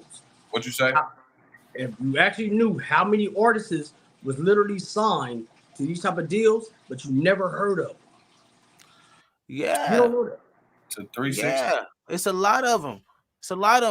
You know who's a lot of being modest, niggas. Wait, you know who's on the 360? Man, it's so many you never heard of. You know who's on the 360? I tell you, gang. I tell you a couple of people on 360s right now. Me too. And that's popular. Popping like a motherfucker. You hear what I said? With a Grammy. To their name. Not to the label, to their name. What? Just one. Lizzo. Chance the Rapper. That's and he started off independent, right? Yeah. Now, let's see. How many? J. Cole. Now, what was my question? Because y'all so lit, skip by that. J. Cole was another one. It's funny how they skip past what I said. What? I think you forgot. How many artists? What's up, Natalie? How many artists besides that you never heard of? Hi, guys. How many artists? They don't want to mention this shit. On the that we never heard of. A lot of them. It's a lot of them, bro. But you can't say how many. 80% of the ones that were signed are the ones you never heard of. Smooth. 80% of the ones that they don't got no impact though. Smooth. Yeah, bro. They ain't got no weight, so we don't know them niggas. Like their name ain't got no weight, so we don't know them niggas. Jacquees, my bad. I'm just saying 360 deals. That's popping. But he's popping. Right. And it's a gang. Not 360, but all right. See? Jacquees got a not 360, but all right. Jacquees does have a 360 deal, nigga. That's funny, bro. He got the biggest one. Like, Baby is fucking him so bad. It's ridiculous. It's so crazy. And he's comfortable with it, nigga. He's comfortable. He's making his dough. He good. He living. Yeah, he's straight. You guys, some of them niggas is okay with that. They're okay with it. They don't mind it. They're like, cool. And like, yeah, Jacquees is writing his shit, so he get credit for writing. So, you know what I mean? So he, you know what I mean? He ain't tripping off that too. He's like, well, hey, let me make my money. Let me look at fucking Lizzo. Look at Lizzo. Lizzo writes and fucking does her shit on the production side too. So you know what I mean? She could sign a 360, but shit, that's 360 as an artist. Look, that's 360 as an artist, not as the songwriter, not as the fucking producer. You get what I mean? That's the artist. So if they're more than just an artist, then they could benefit from it. They do it, I mean, I'm not saying everybody has to like. I'm just saying when you're in that position, Walt, you telling a kid who's in that position in that world where he's trying to feed his mom or he's trying to feed his family or he ain't never had no family, he grew up in a rough lifestyle, and all of a sudden it's these people coming to him and telling him they finna give him $100K to do a deal for 2 albums. Hey, bro. Come on, man. I had some of the biggest artists say that's the worst fucking deal in the world.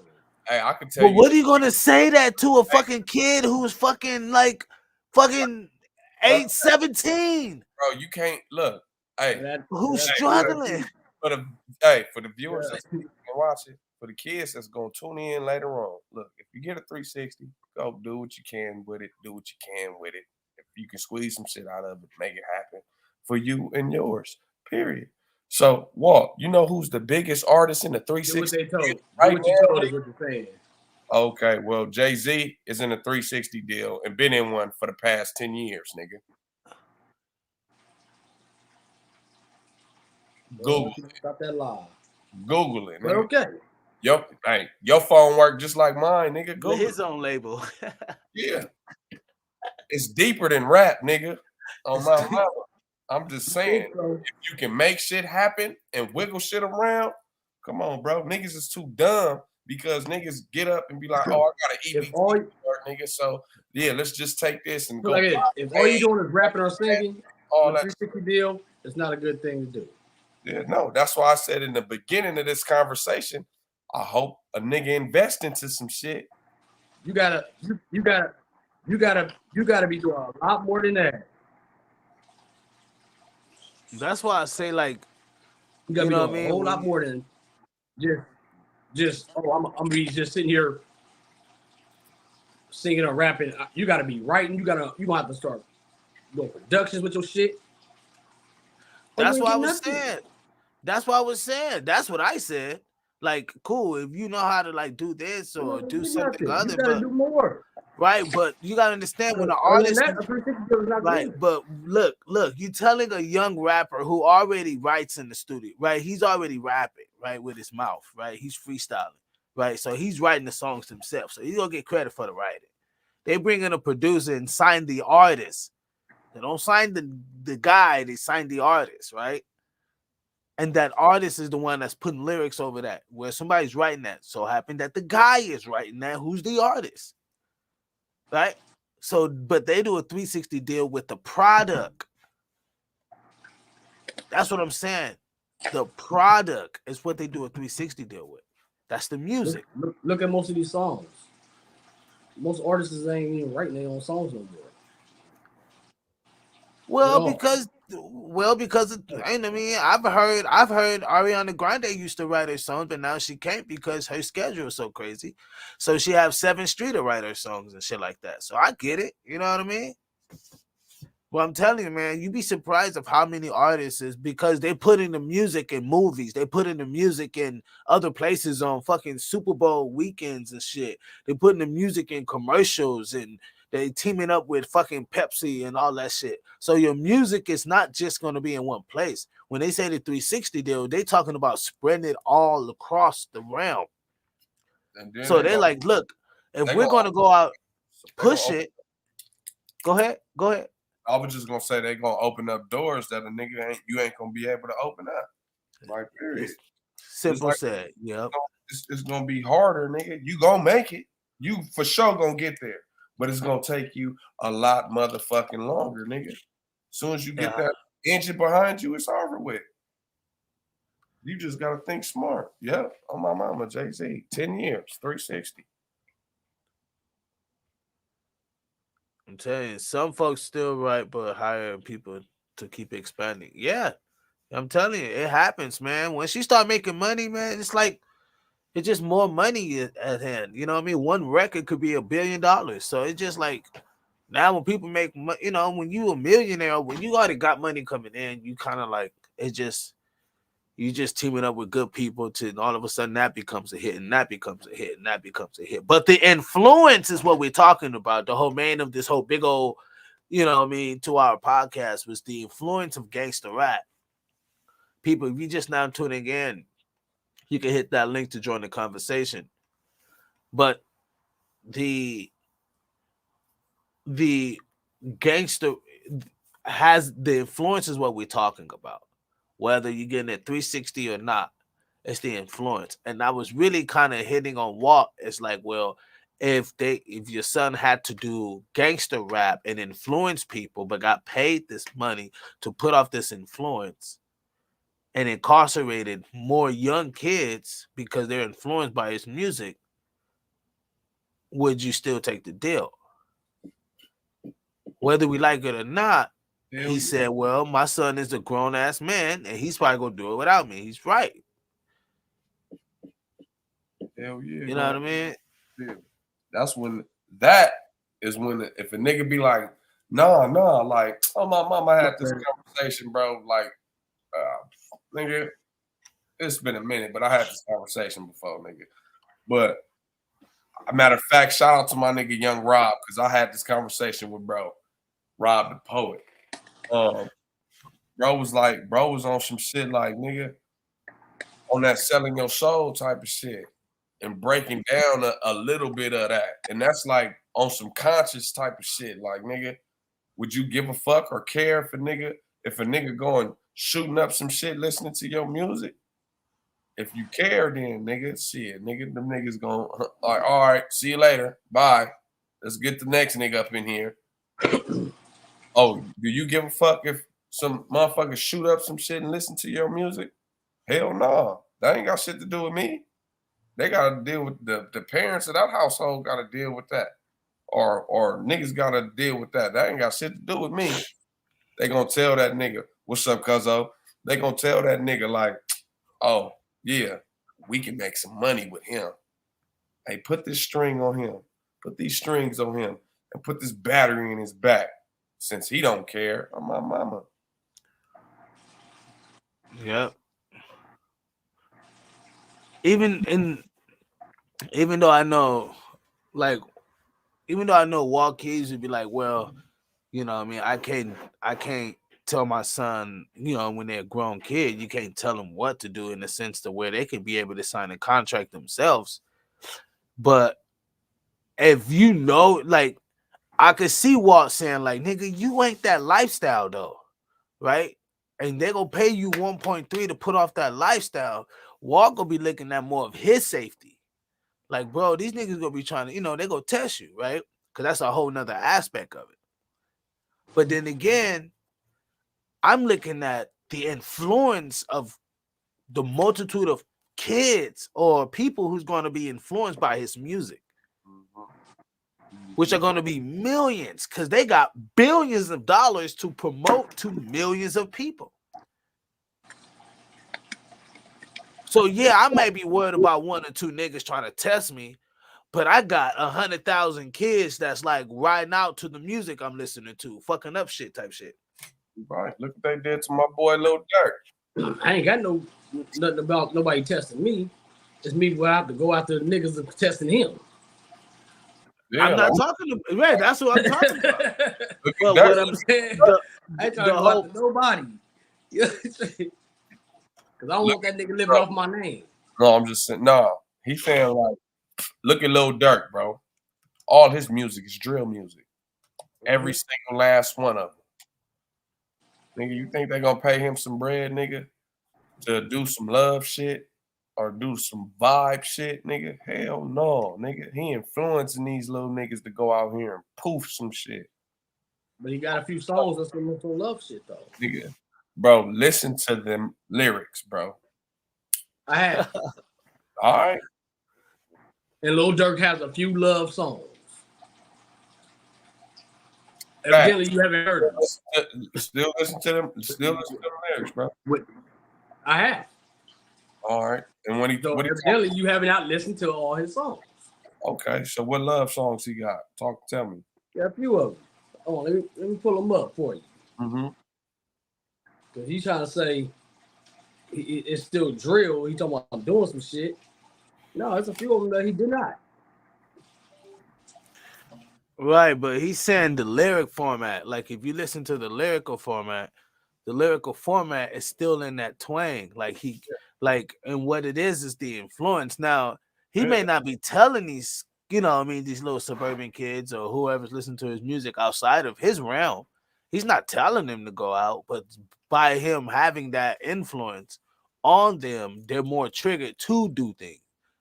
Right? It's like if your whole playlist is a bunch of drill rappers, you mean to tell me I'm gonna think about fucking happy moments a lot? I'm gonna think about fucking taking somebody out. It's influence. 90 to 98% of the songs are drill. That's what we said. That's what we talking about. We're not saying they're not different. Drill songs are basically still talking about that shit. Even though he speak love, he said that if the nigga say anything about killing the nigga in the record, and they already talking about it in 90% of their other records, it's the same shit. So what love song did he do that he said he gonna kill a nigga in the record? Oh man, you want me to go specifically? I said love song. Pick one. I said love song. I can't specifically pick one of them out. The little nigga got records. But what we're saying is, listen, he got records. That means he got many love songs. But what we're saying is, if I listen to all these love songs and I hear nothing that it's not sticking to the love shit the whole way through, you get what I mean? That's what we're talking about. It's not like he got that. So what you're saying is, no matter what song he had, every single song he ever made is talking about killing someone. Or gunplay. We're just talking about gunplay. Every single song he made is talking about gunplay. Let's put okay. I could say 99.99%. Nah, we doing 100%, nigga. Yeah. We doing 100%. I could be a point. Hey, look, I could be a. I could be a point. I could be a point percent off. You about that? Nope. You not sugarcoating nothing. Hey, you about to do 100% off, or you're not doing nothing. But it's either 100% or nothing. 99%. Either 100% or nothing. You know what I said? Nope, I didn't. 100% or nothing. I'm 100% or nothing. Yeah, I'm going with that percentage, nigga. So when you find me a love song, nigga, when he's not talking about nothing, no gunplay, nothing, no gunplay. Pull it up. No gunplay. No gunplay. What's that one he had? I mean, very hard. I'm telling you, that's like. Let me turn the speaker. Let me turn the speaker in a haystack. That's like a needle in a haystack. What? And make sure you say the name of the record for the viewers, nigga. Yeah, so they can go listen. Just say the name of the record. They'll go listen to it. But that'd be even better. Just say the name of the record. Yep.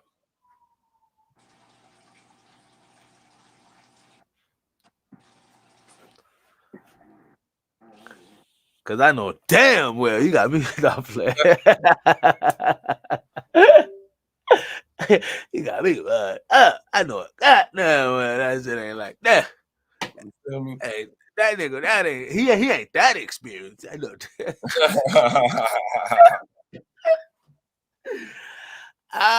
Shit. Yeah, I mean, that's the whole thing we're talking about here. It's just influence. The influence is just massive, bro. Oh, yeah. You know what I mean? And nothing wrong with it. We're not saying it's like gangster rap is bad. Nah, nigga, like I don't think it's bad. I don't think it's bad. That's my own personal. That shit influenced the whole world, nigga. But it definitely brought up the crime rate, I say. Everywhere. I was just watching some shit, nigga, with in Japan, nigga, on what they think about black people.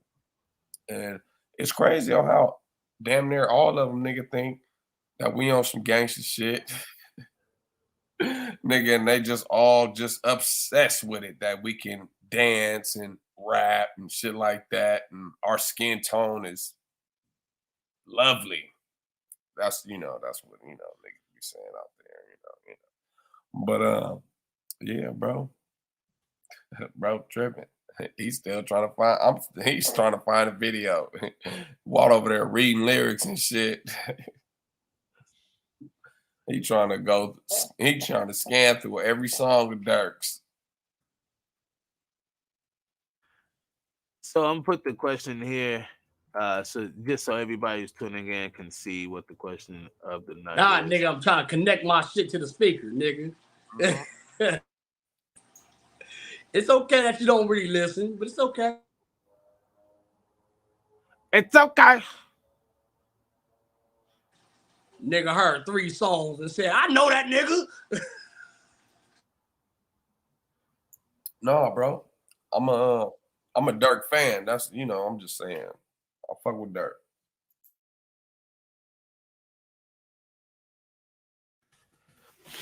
So, has gangster rap influenced people? Prison system.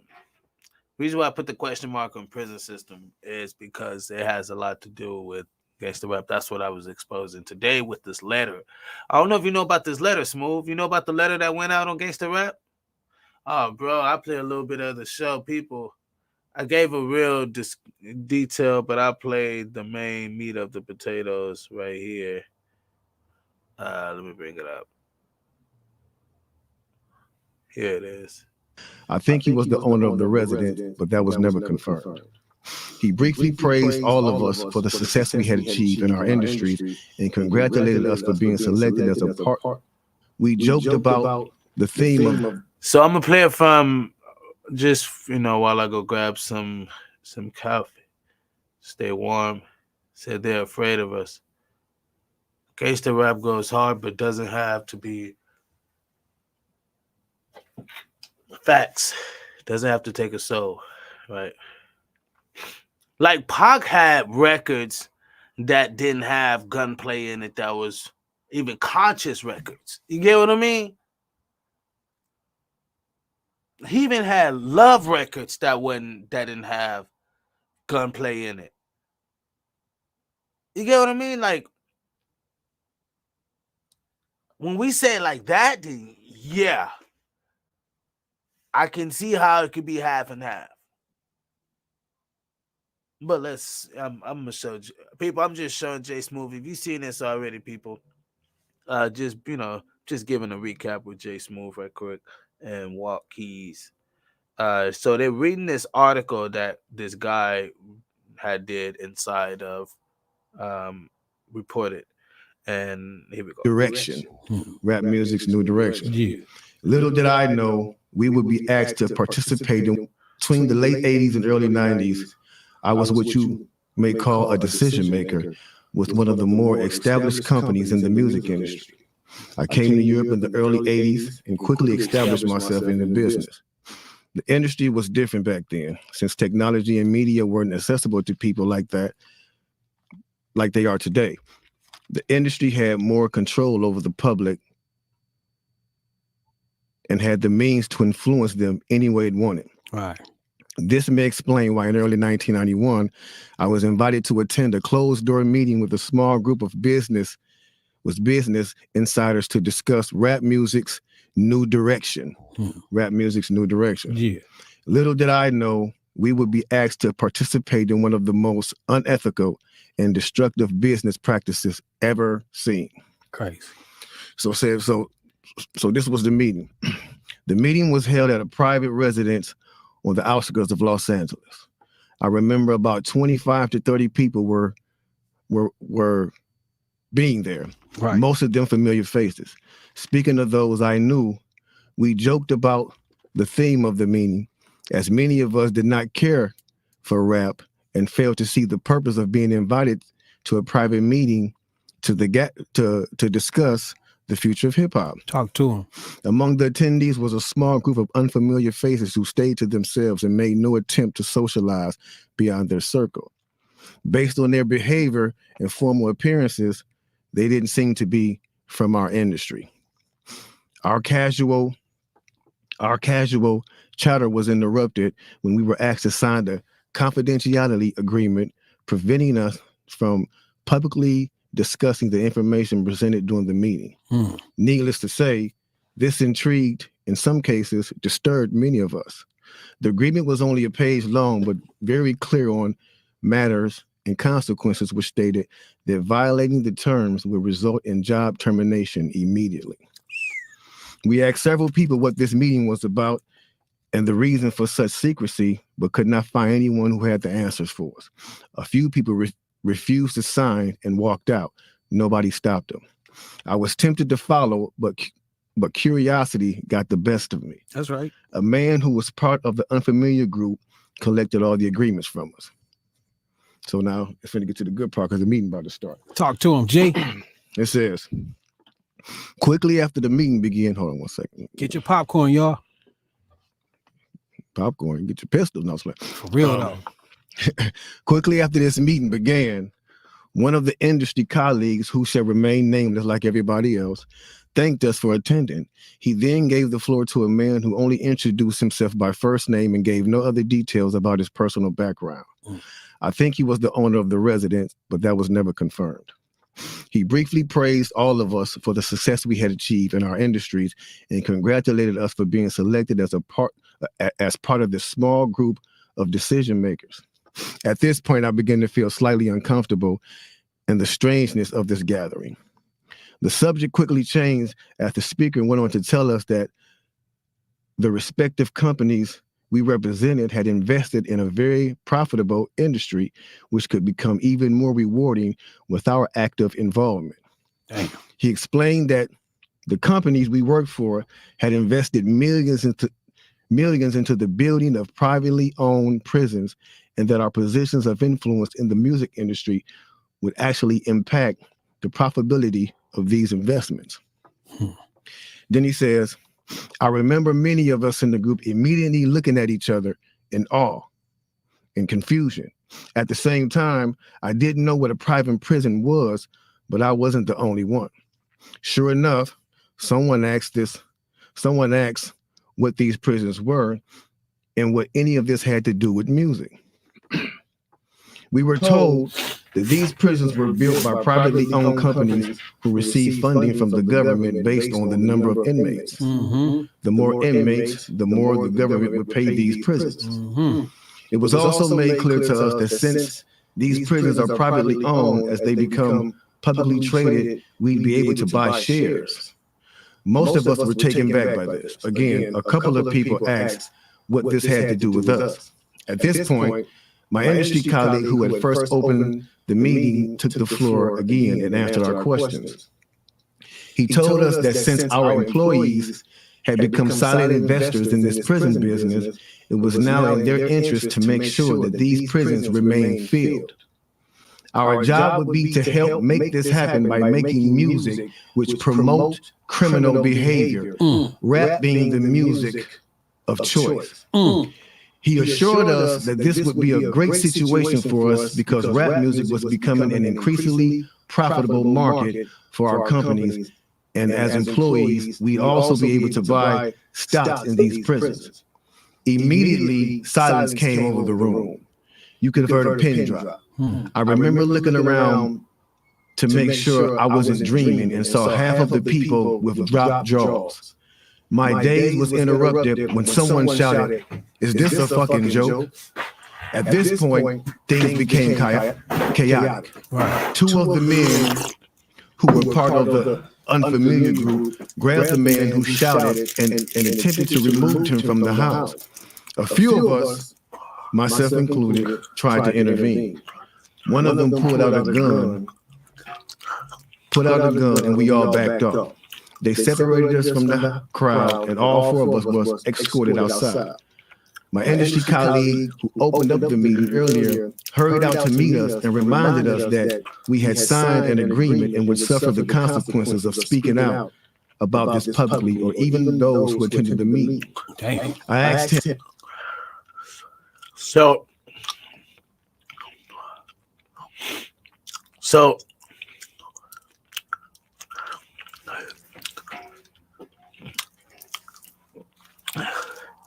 what'd you think? That shit bomb as fuck, huh, bro?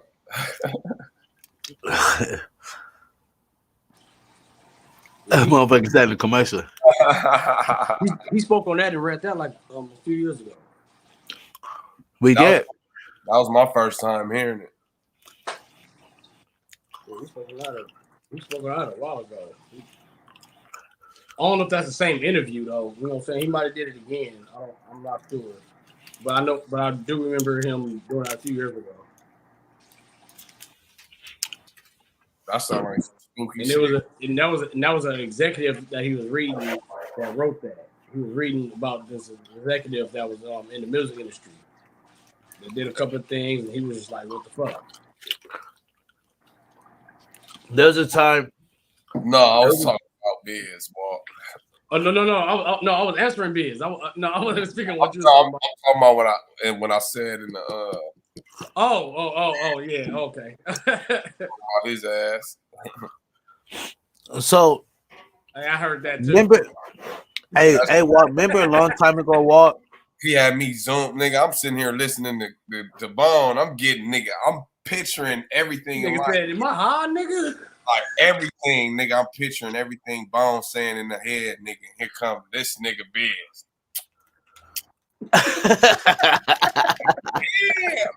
Yeah, your mic work, bro. Your mic works really good. This motherfucker. Yep. That's what I'm telling y'all, motherfucker. Don't understand. Yeah, he's some good ass motherfuckers. Fruit rollers, hey, take that. No, bro. On some real shit though, fool. Like I said, that was my first time seeing that and like listening to that shit. And that shit, I heard somebody else saying that shit before too. But somewhere on the YouTube thing. But I was like, damn, bro, that shit is like this. So it gotta be right. Cause if this is my second time hearing this shit, bro, like it gotta be facts, nigga. That niggas is all the money from these niggas is really, you feel me? They invested into the prison system and shit. Nigga, Well, like check this out. Check this out. out. Hey, me and Wall used to have this problem. Me and Wall used to get mad at this. Like more niggas every time we turn on the radio. Niggas. But check, every time we turn on the radio, all we hear is the same motherfucker on the radio. Yep, If it's not the same motherfucker, it's the same sound. Yeah. All 7 songs. All 7, and then that's a return. Then they roll it over. They, I mean, you know, Hey, look, I remember in the early 2000s when we tried to get this artist on the. He was supposed to have radio play. He supposed to be in a rotation, and they said that was it? I think it was Capitol Records or Interscope. One of them paid about $5,000 and said, "Look, y'all playing nothing but our artists for this whole day," and that's what they did. They paid the radio station to play nothing but their artists. Oh, bro, check this out. Now that bill is $250,000. Oh yeah, I know it is now. I'm pretty sure it went up. I believe that's bullshit, bro. Because you can believe it's bullshit, but when you see it, you're like, oh shit, they really asked for $250,000. They will pay the radio station, bro. I know that's what they asked. Bro, I know that's what they asked because the nigga put a number out there. I forgot what little event niggas was at, and he was the first nigga to put the number out there, and they ran with that shit because nigga, I know, and you probably both of y'all niggas know. It's some niggas we know that done had some radio play that ain't got no 250 nothing nowhere. Yeah. But that's because nobody. Somebody paying. You know why? That's because no label went out there and paid them and said y'all playing nothing but our shit. Once a label go out there and put that money out there, they're not playing nobody. Bro. Nigga, that's just facts. He got Bro, played the label because gonna come nigga nobody through. paid Look, him. think about it. Playing. Hey, Walt, you gotta let the people know that the label gonna come through and drop about a couple million on the radio station. Like, yeah, they got five. Hey, look, they got five artists. They got five artists. They got 5 artists from the label that's coming out this year. Yes. They're gonna buy up that whole year, nigga. Exactly. We talking about 5 of those artists, nigga, that we personally know that still got an EBT card, that's still at home with mommy, nigga. But that ain't. But we the didn't difference is, you're not hearing it. You're not hearing it. The ain't difference signed is to the label though. The difference is the label don't have an EBT card. They got bread. I said not signed. You know what I said, though? I said not signed to a label. These is the niggas I'm talking about. Not signed to a label. Yeah, they got played on the days that the label did not pay. When the label comes and pays, prime time. It's they got done. prime time. Did they get prime time? Like traffic hour, like prime time? Yeah. Uh-huh. Yeah, that was when the label didn't pay. But we only heard it like twice. No, one time, nigga, to keep it 1,000. You know what? A label party came in and paid that money, nigga. It was like, hey, don't play that no more. You playing nothing but this. That's probably why you heard it. No, don't get me wrong. I'm not. Probably been hot. I heard probably a hot ass song too. I heard it. Yeah. Okay, like don't get me wrong. Cool. this Don't is get me it, wrong. bro. You made, like, remember when Felly Fell? Remember back then, Felly Fell was doing deals on the side. Like, y'all remember that? Felly Fell was doing deals on the side with niggas. Like, you know what I mean? Before he got to Felly Fell. Now we talking about when Romeo and DJ was still there. And then we talking about and then we talking about a little bit after when reggaeton start coming crazy, right? Start going crazy, and they had somebody major at Power 106 that was over there, but Felly Fell was still coming up in the ranks. So he was doing deals on the side. When he get his segment, he will play upcoming artists from the city. Literally, I would hear it. You know what I mean? But DJ Felly wasn't on the whole time. Not like he is now. Now he got a whole fucking rush hour, like 4 or 5 hours on that bitch. You know what I mean? It's different now. But he ain't playing no upcoming artists like that. Even Tito. They in a whole different realm. Nigga, I didn't heard Charisma play. Yep. Some people. Yeah. I'm not gonna lie. That don't have the 250. Nigga, check this out. But honestly, we're not saying you gotta pay to get on the radio. That's not what we're saying, Smooth. We're not saying you gotta pay to get on the radio. We're talking about the labels. They come with the money to say don't play nobody else. Oh, this is what you're playing. Okay. They shut niggas out. If I got 5 artists, if I got 5 artists that's coming from my label, that's right? Fucked up. But that's why I was telling you. If I got 5 artists coming from my look, okay, us, right? I understand that. Us. I come to a label, right? I come to a couple radio stations, and I'm like, yo, I'm gonna put a milli down on here. Whoop, whoop. I got J Smooth, Razzo, Dirty Harvey, whoop, whoop. Over here, I tell this station, yo, I got a milli over here, right? I put out about 5 milli, right? On different just radio stations. Plan throughout the whole fucking year. Yeah, I get it. Right? Ain't no fucking artist. I don't give a fuck if you fucking Biggie Smalls or Beyonce. You ain't getting that airtime. Oh yeah. So that 25 that that 250 they talking about, it's just adding up from all the different radio stations, the popular. No, that's probably one radio station. You got millions of people listening to it. You know what I mean? That's what the label is paying out though. Yeah, somebody go pay it out. And matter of fact, you know who talks about it? You know who talks about it in depth? That's how it works. QC. That's when I really believed it, because I heard it before and I've seen a couple friends that told me about it. But when I heard the QC, the label, say it and how they were talking about it, I was like, oh yeah, okay, cool. That shit is real facts. Them niggas were saying like, bro, and even to get started, you know how much it costs to even get a single on the radio? You know what I mean? You know how much that shit even cost? They were saying it. It costs $250,000. So we had to have the record popping already to even get the $250,000 to even get it spin on the radio to get that extra push. Yeah. And that was if the Because label these didn't labels have that put the time money out, slot. so they gotta raise the price on it because these labels already put the money out. Yep. So now you got to battle with that shit. Right? So now the label's still able to get their influence across. They got the big dollars. They can keep the Young Thugs popping. You mean tell me Young Thug? Because you know how many You dope never ass artists. have you ever wondered why you heard a song about 20 times? I was just saying that earlier. In the I was same saying fucking that. day. I was saying You that like, earlier. they just played this shit. Why they playing that shit again? Yep. Like, it's influence. It's an agenda. I'm telling you. That's the whole reason. Like they putting that money out there. They're paying them to pay that. And they might not have known this. People, people so oblivious to it too. Bless you. Thank you. People so oblivious to it, man. Just straight oblivious. Like, oh no, it's just Beyonce. But Beyonce's married. You're not.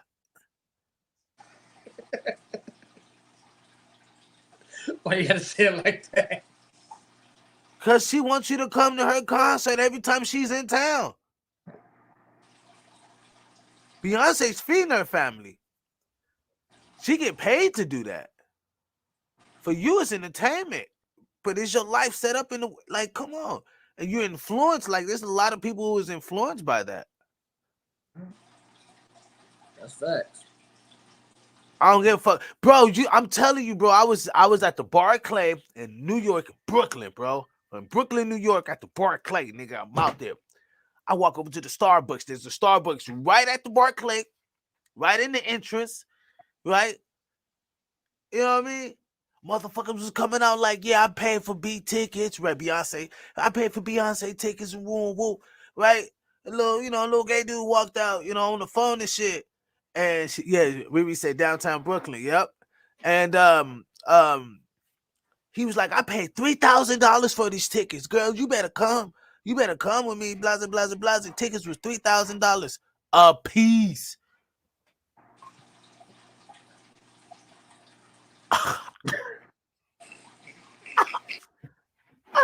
Influence, nigga? No. Influence? That's too much influence for me. That's a lot of influence, my guy. That's way too much influence for me. Come on, bro. If you got that influence to make a person pay $3,000 to come to your show, what type of influence you have on their fucking life?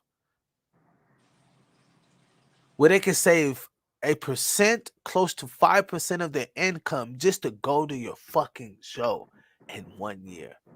That's how much they got to save up. 1% to 5% of their income, the average American, to go to your fucking concert. Tell me influence ain't powerful. People don't even fucking get that. What is he talking about? It's science, people. If her concert costs, if you're making $60,000 a year, her concert costs $6,000 for 2 tickets. You want to go front row seats, 2 tickets, $6,000. You make $60,000. That's 1%. Now put that shit up to a motherfucker who only making $40,000. That 1% now increases. Come on, man. Like, that's crazy. That's crazy. Motherfuckers is saving their rent to go to your concert. That's crazy. That's influence, people. That's how strong influence is. And you mean to tell me that shit ain't gonna fucking possess a motherfucker to knock the shit out of somebody? When they listening to it every day? Come on, man. Knock them louder. Do some other stuff. I'm just saying that was probably the realest part of this conversation, man, right there, man. A comment says, I just saw something on here, and Jay-Z, they are really in the I just saw something here. In Jay-Z. Yep. Yeah. When you mix that and an occult too much, and they are set for they're set for their kids. Exactly. We don't got that. We will have that. Riri says, why folks been getting mad and canceled shows? Why folks been getting Hey, honestly, Riri, mad on if you a spent canceled $3,000 show? on a ticket, you will be mad at that canceled show too. I'll be ready to kill all them motherfuckers. They gotta spend 3 racks. You got me fucked up. Shit, when you spend 1% of your income throughout your year and you want to cancel a show, motherfucker, you about to catch these hands. I'm throwing bullets. Do they get that all money back? hollows? Huh? Do they get that money back? No. Some do. They tell them it depends. what they'll tell you is they'll tell you that we'll set you up with another show. We'll let you know when we'll have another concert in your area. That's what they do. They don't give you a refund. Yes, they say we'll set you up. Okay then. And we'll email you. In the email. All right, then I understand You might the miss that frustration. email. I'll be pissed too. The fuck, I miss a lot of emails, so yeah, I'd be pissed too. So I understand. They will fuck you over with that one. No. They send an email saying, "Hey, we'll let you know when we have another show in your area." I probably ain't gonna email you to the next 6 months. I'm telling you. Hopefully you forget about it. That part. I'm telling you, that shit is real, man. People don't see that shit. Like, you should, like, that's why y'all should fuck with the Biz Entertainment Network. We ain't gonna do that shit. A lot of places go you through definitely ain't like gonna pay $2,000. A lot of these places go through like Ticketmaster and stuff. Ticketmaster don't give refunds. And you come straight to us, man. If you miss the show or something happened, you can get sick and go to the hospital. They can be like, "Oh well, ain't nothing we can do about that." Yep, exactly. But hey, what? You lose your money though if something happened to you, but if something happened to them, they just put it on another show. Yep. Facts. Big facts. Hey, see people? Claps for that. Throw some claps in for that. Let's get some claps. My bad. Like, I'm up I here. swear, they boy. That's facts.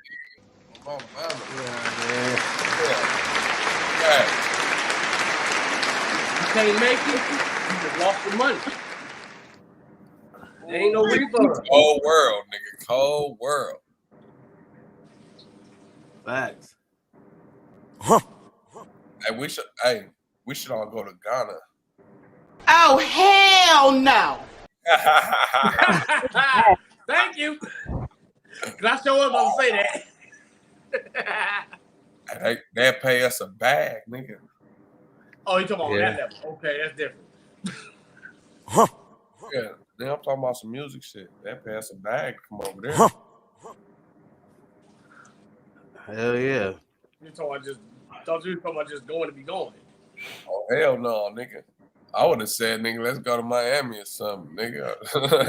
What, are you in the studio, Walt? Go to the Dominican Republic, let's go to DR. Are you in the studio or are you through the stream? Oh. What? Huh? Are you in the studio or are you in the stream? Like you in the did you come through the studio part or did you just come straight through the stream? I can't come through the stream. Okay. Because I want you to put the comments up because I can't fucking put the comments up. It's cool. Yeah, I can't come through the stream.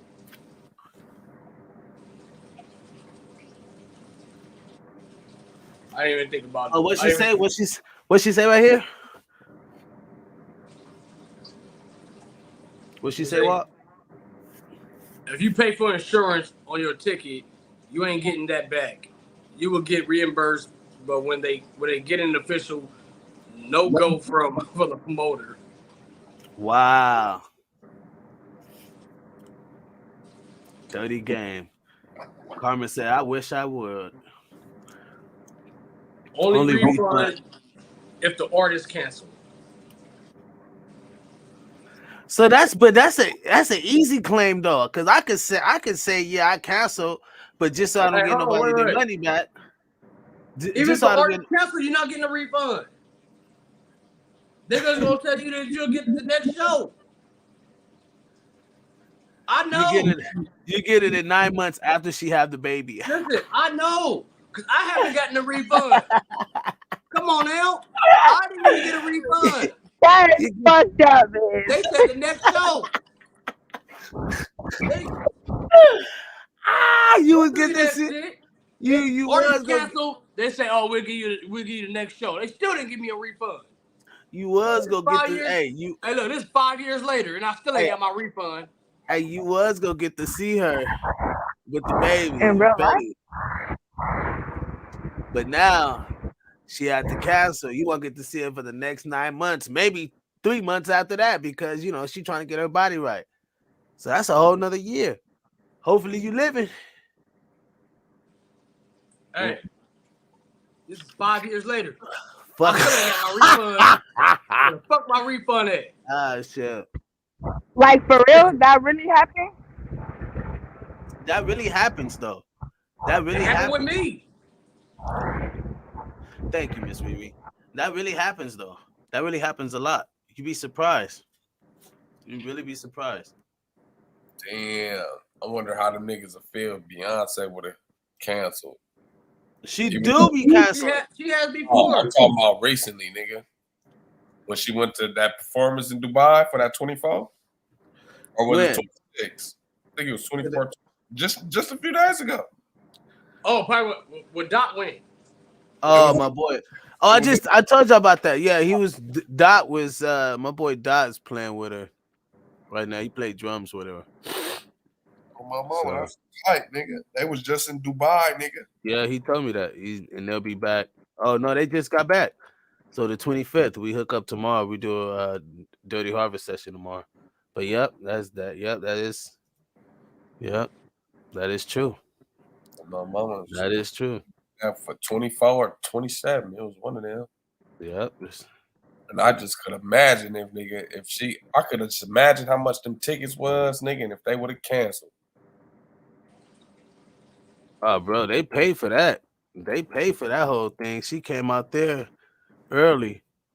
Like he told me that they were out there early, that they had to go out there early before her to kind of get everything kind of set up and going.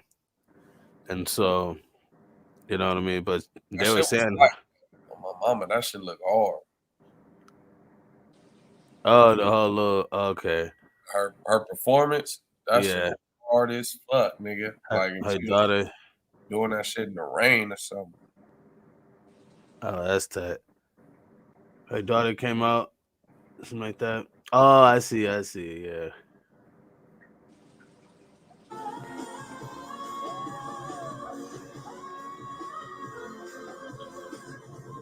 Oh, okay.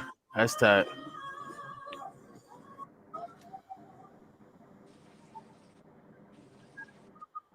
That's tight.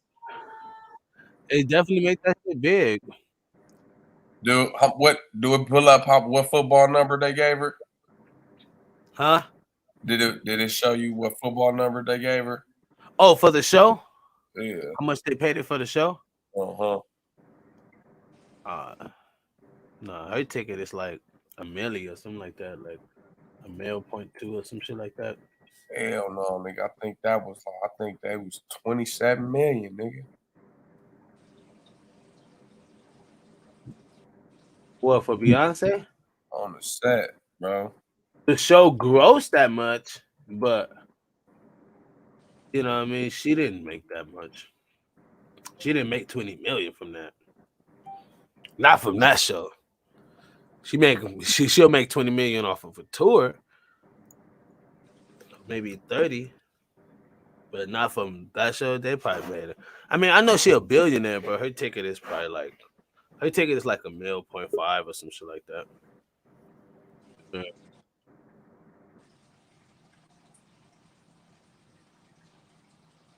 Yeah, she did good in Dubai. Yeah, they paid her good. Don't get me wrong. Even if it was like,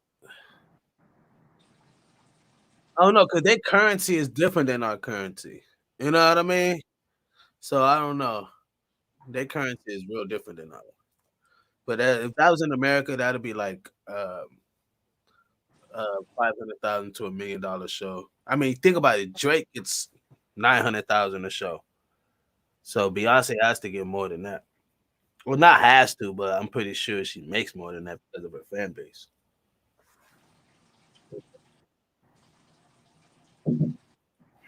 But yeah, man, I think that's the dopest thing, man. You know what I mean? Like that's why I said like I be talking about it the way I do, and I was doing it in the podcast because I'm there. I'm you know what I mean? Like we just got to mentioning like Dot. Like my boy Dot is I mean we'll see him tomorrow. Maybe tomorrow, maybe on the I maybe have him on the Time to Flow show or something like that. Maybe have talk about it or whatever, that trip, in Dubai with Beyonce. But like these things is like we're so close to, and you know what I mean? It's crazy that you guys are watching this because you guys are like, oh, they're cool people, not knowing that like actually we know all these motherfuckers that we be talking. We know these motherfuckers. Like we're next to these motherfuckers. Like this game is so small. It's not as big as you think. It's not huge. It's not a large industry. It's so small. And your name and politics keep you in the game.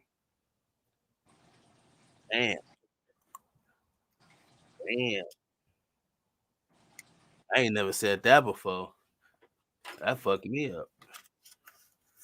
Your name and politics keep you in the game. And if you're down to play politics, then you can, Baby says, what are you concentrating on? Message.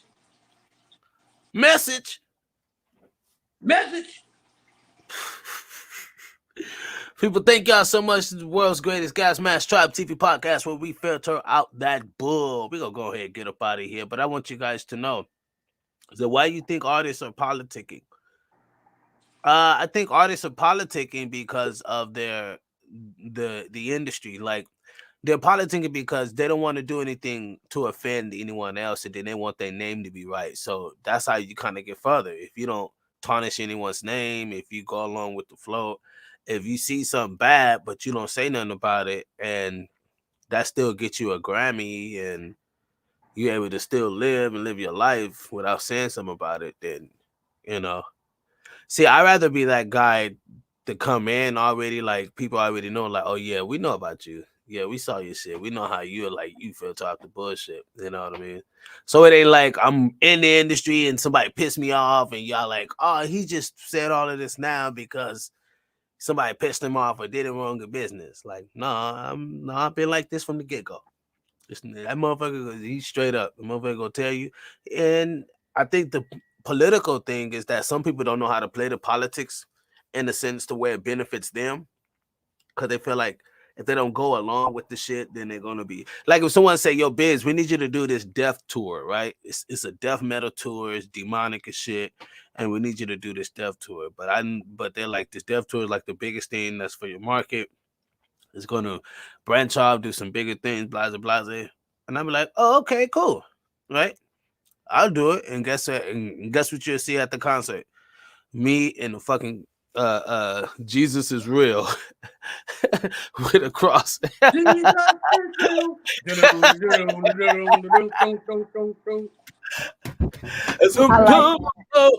like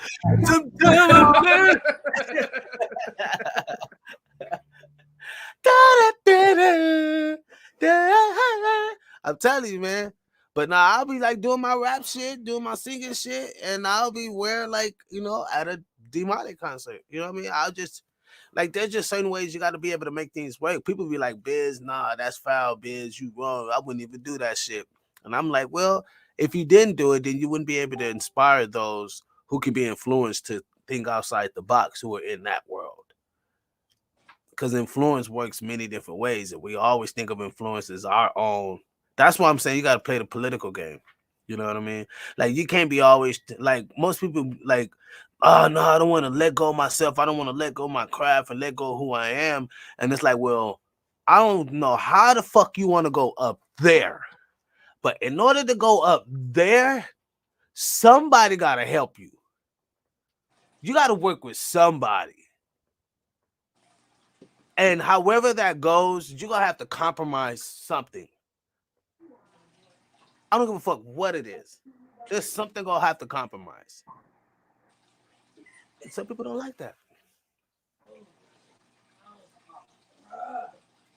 Hell no. I ain't compromising shit. I built this shit. I built this shit ground up, motherfucker. I put sweat, blood, tears. But now you don't have to do that no more. Now you don't got to put the blood, sweat. You know how long it took me to kind of like, look, you actually have someone that can help you on the digital design. All right. You actually have someone that can help you with the pre-production inside the studio. You know what I mean? Like, because we could get so caught up in doing things ourselves and, oh no, it's me. I got to put it, because if ain't nobody gonna do it, then I got to, right? But then when you do have people that can help you and they're like, yo, let me help you out. Or let me do something here. You don't want to let it go because you're like, hell no, I built this shit. Well, you're not saying that technically, but you just can't let your hands go and trust other people to do it. And you don't want to compromise because you feel like you're going to give up something.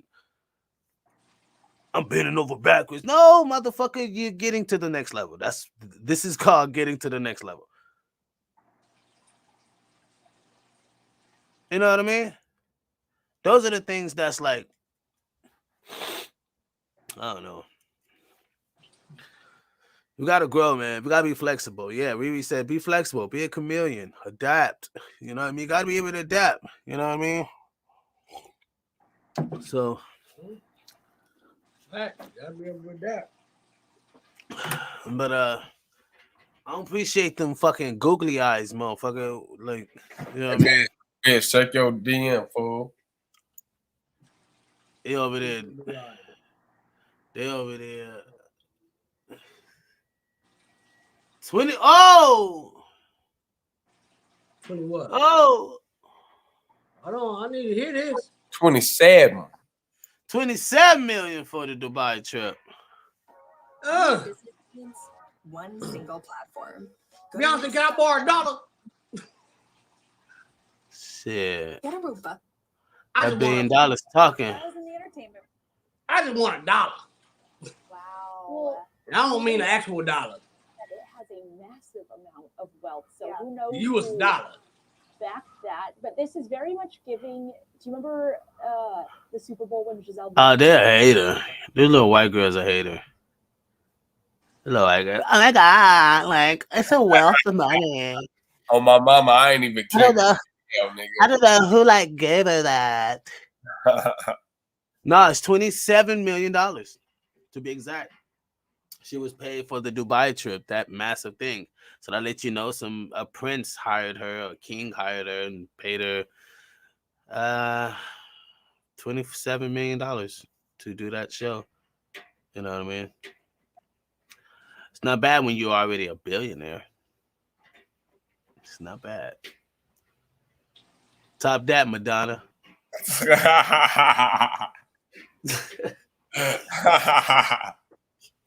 Eat your heart out, Madonna. Eat your heart out. Top that, Madonna. She's not making $2 million a show in Dubai. She's making $27 million a show in Dubai. You bitch, you. In fact, I heard, but it was clear. Remember hearing 27 because 27 a number of me for me. And shit, 27 million to perform in Dubai is not bad, but that's usually, we know that's big prince. What is that? Could you transfer it here? What is that like transferred here? Is that US dollars though? You said what, bro? Well, that's Dubai money though. Is that US dollars or Dubai money? Nigga, US dollars, nigga. She don't stay in Dubai, nigga. You don't have to, but they paying her in Dubai money. That's what I'm saying. Like it's their currency. Like they like that might be like it was transferred over and do so the Dubai money could have been more. You get what I mean? It could have been like it was $1 billion, but transferred in American dollars, it was 27 million. You get what I mean? Type shit. Like I don't know. I don't know if it was the other way around or they paid in 27 million in Dubai money, transferred in American dollars. That what is that? You know what I mean? Or is it the other way around? Let me see. What is that, Walt? I don't know, nigga. I ain't on the screen, motherfucker. Oh no, nigga. Damn. You ain't put shit on the screen. Why you do me like that? I like, what is that? But I can't see nothing. Damn, man. Bro, you got a phone that you on, right? It's 7 million. So she got paid $7 American dollars. Yeah. 7.3. Okay. So your boy Biz what up? All right, then damn. I'm just saying. Well, good Lord. I'm playing. Is that to US? Yeah. Dubai currency to US? Yeah.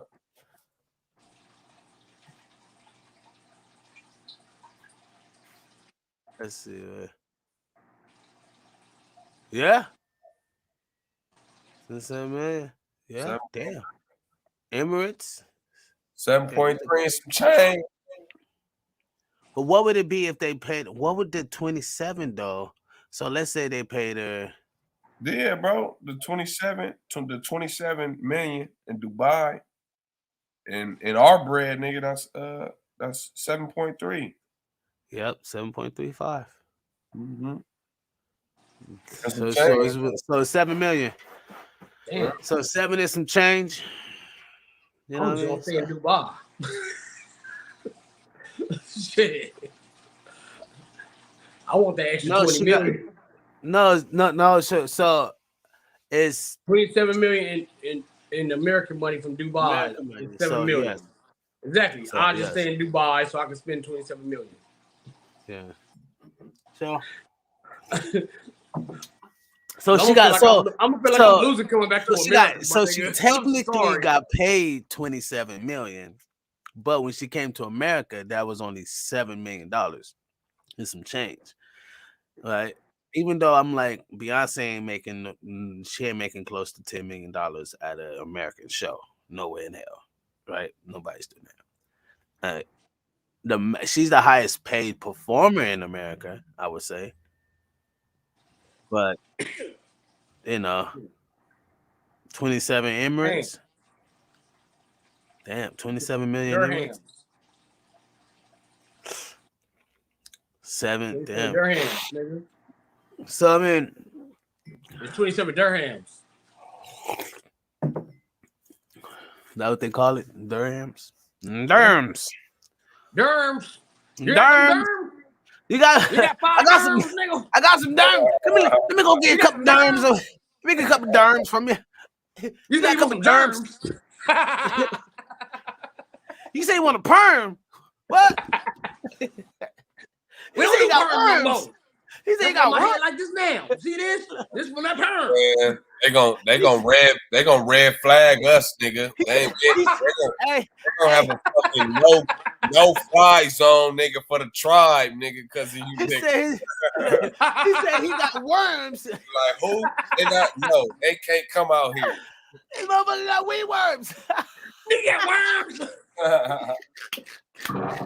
Oh, we're gonna have to wait till y'all clear that up before we hang. He said it burned. What? It burns. Nigga, what you do? I told you to wrap it up. Why it burn? Oh my God, I'm crying. You got some soap in your pee hole? Told you stop playing with it. I told you that's why it burns right there. See, I told you. They got some derms. Oh my God. They got them perms out there. Hey, now we know why their hair is so straight. Not the no fly for the tribe. Not the no fly for the tribe. Hey, son, with it burn. He got 27 burns.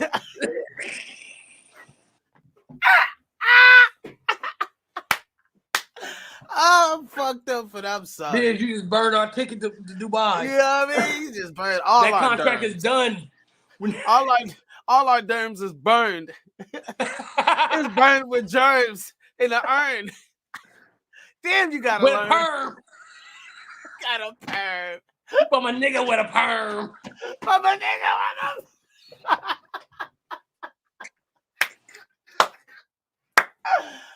oh shit. From a nigga with a perm. Nigga, our derms got perm. Our derms got burned. Germs. Your derms got burned. Why? Because it had germs. How'd that happen? It was from a nigga with a perm. From a nigga with a perm. That was high off Sherm. That was high off. We ain't about to be welcome to Dubai for shit. Oh, they go fucking ban us. It was high off Sherm. Oh shit. This is high off Sherm. It was a nigga with a perm who was high off derm. No, I fucked it up. Hold on. It was a nigga with a perm high off Sherm who took my derms. And it burns.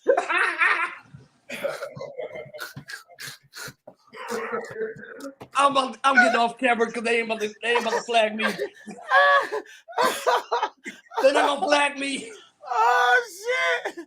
Oh shit! What the fuck? Oh my god! What are we doing? I'm fucked up for that. Damn. Like, Biz, what's in your coffee? I don't know. You know, mine. Just a little bit. Huh? I feel like you lose mine. You said I'm blind.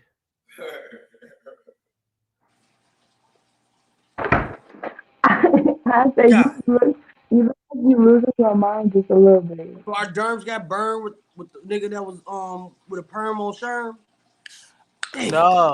No. It was a nigga with a perm. It was on Sherm. On Sherm who took my derms and it burns.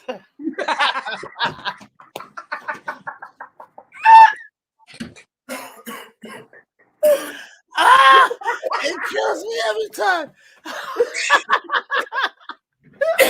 Oh shit! Oh my god! You gotta be crying. And he never.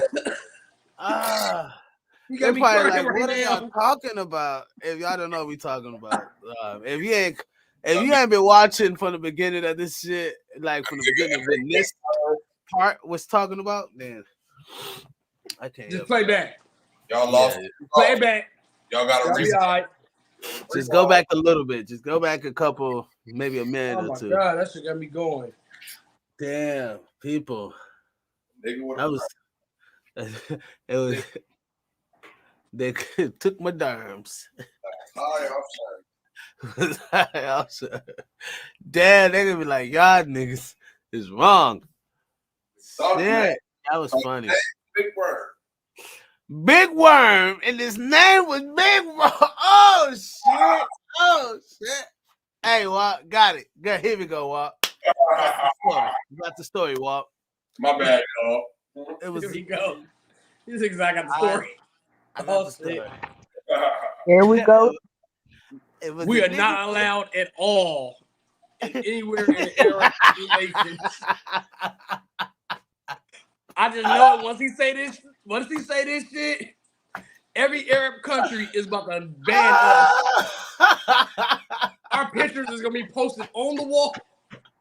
Not allowed in big bold red letters. Not allowed. Nigga, we about to be on billboards. Not allowed. Not allowed at all. Let's say, here we go. I gotta breathe. You gotta take a breath. I gotta take a breath for this. Here we go. It was a man with a perm, high on sherms. He said tonight's podcast is probably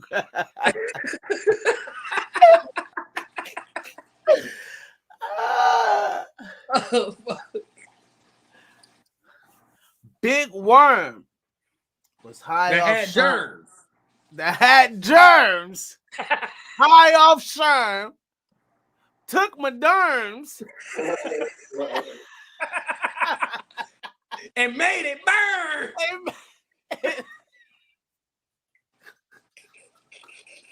That nigga never learned. And I never learned. Never learned. Or the moral of the story is he never learned. Oh my God. Oh shit. Yeah. People. We're stuck. We love y'all, man. We float. What's up, Sabrina? Oh man. What's that shit called? Emirates or some shit like that? Yeah, it's called Emirates and shit. But yeah, we ain't welcome there. Yeah, we done. We're done. We It's fucked over. up. We fucked that up a long time ago. Damn, I wanted to go to Palm Island. Talking about that's all. Beyonce. That was my dream. We gonna have talking about Beyonce. We're gonna have to get a VR set now, nigga. You know what I mean? We gotta do a VR concert in Dubai,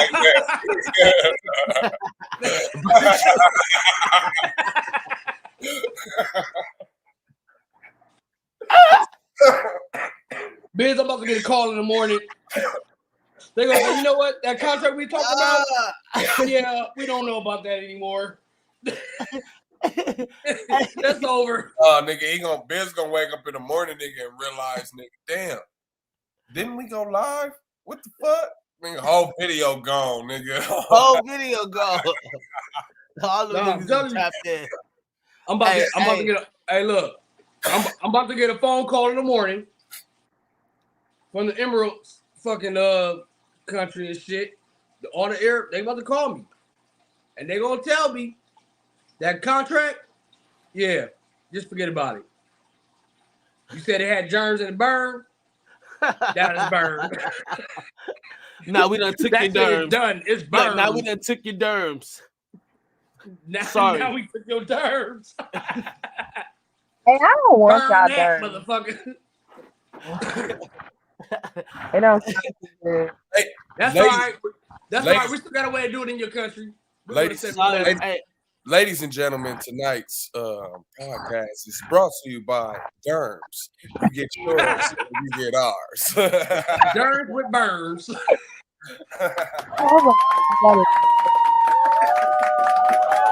Hey, you guys know Mad TV? That's what that sound like. Huh? Y'all remember Mad TV? That's what that sounds like. What he just said. Oh, this man. No. Yeah. You used to watch Mad TV? Hey, that was my Yeah. shit. Yeah, That was my Mad TV was my shit. Oh my God. I think I like a man. I do it myself. Hey, I think I like a man. You look like a man. You look like a man. Hey, You look like a man. How Hey, you look? hey, Like a man. Hey, yeah, how are you? How are you? Today? We That do. was my shit, bro. Hey. Oh. I love Mad TV. Hey, I started off with the little comic books first, the little magazines. And when they came off with the show, it was just like, oh, yes. No, I only watch TV. I wish they would have kept that shit going. After my parents, it was the best time. It was most definitely the best time. Just make sure they don't take your derms. Cause they gonna make sure you got a perm. While they smoking sherm. Talk about you gonna learn. While they burn.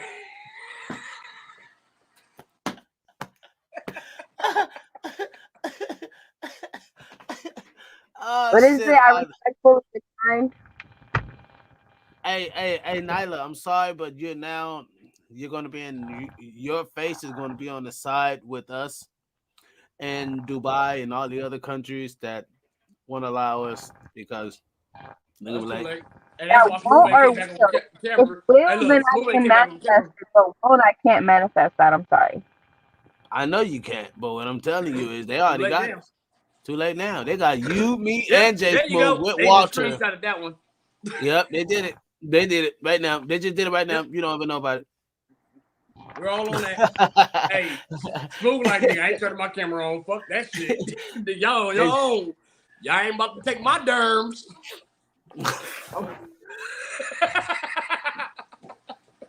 I don't want the derms. That's the problem. Why? Cause they got germs? Or because it's gonna give you a perm? And they fuck with a nigga named Big Worm. All of that smoke germ. That's all sure. Oh, let's stop. We gotta stop. I can't find it a lot. You know, you be like, I need some new friends.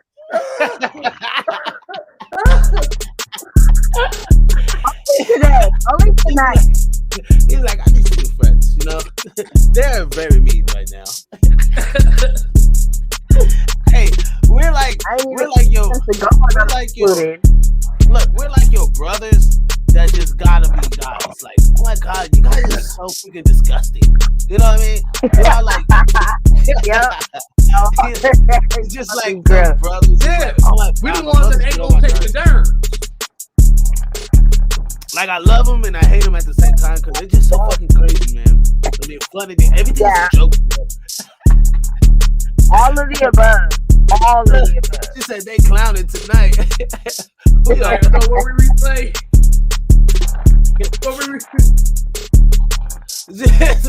He said, "Walk, get your balls off my derms." I was trying to get them germs. Lay them germs on you. I lay them germs on you. My germs. Oh yeah, that is horrible. I know that. Oh my god. Good people. Thank y'all so much. I won't be able to get my hands on them derms anyway. They ain't giving it to me now. They got my face, Wall Face, Jay Smooth, and Nyla's there. Jay Smooth looking in and said, like, I didn't want to be in this shit. They pulled me in here. So he's looking like this on the face. Before I got in there. Nyla's looking like, hold on, time out. Hey, now they're gonna be the only picture look like this. Look, he gonna be the Jay like, There's no way I'm gonna look like that one nigga off of TikTok that don't be saying shit. I know.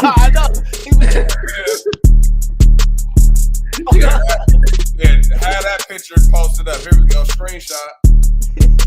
Hey, hold on. This picture. I didn't leave my camera off. I'm not playing. This bitch. I did it. I want to.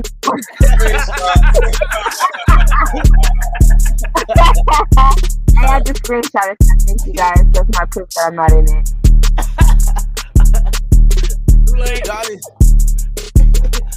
Oh shit. Yeah, all y'all smiling. People, thank y'all so much, man. Y'all hit that like button if you haven't already.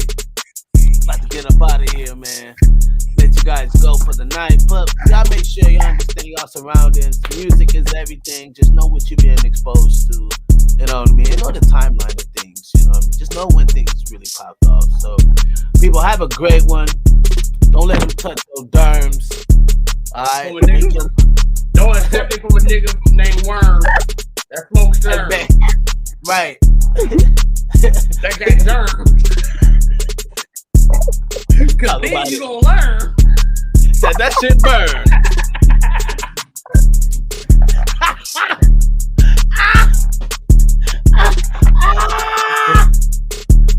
great. Oh shit! Oh shit! Oh my God! What am I doing? No fly zone for the tribe. We already know. No fly zone for the tribe in Dubai. Not I. Thank y'all so much, Oh man. my We God. appreciate y'all. We out of here, man.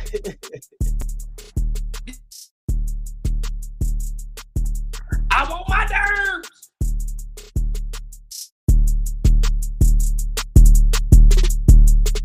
So many cycles and dynamics, but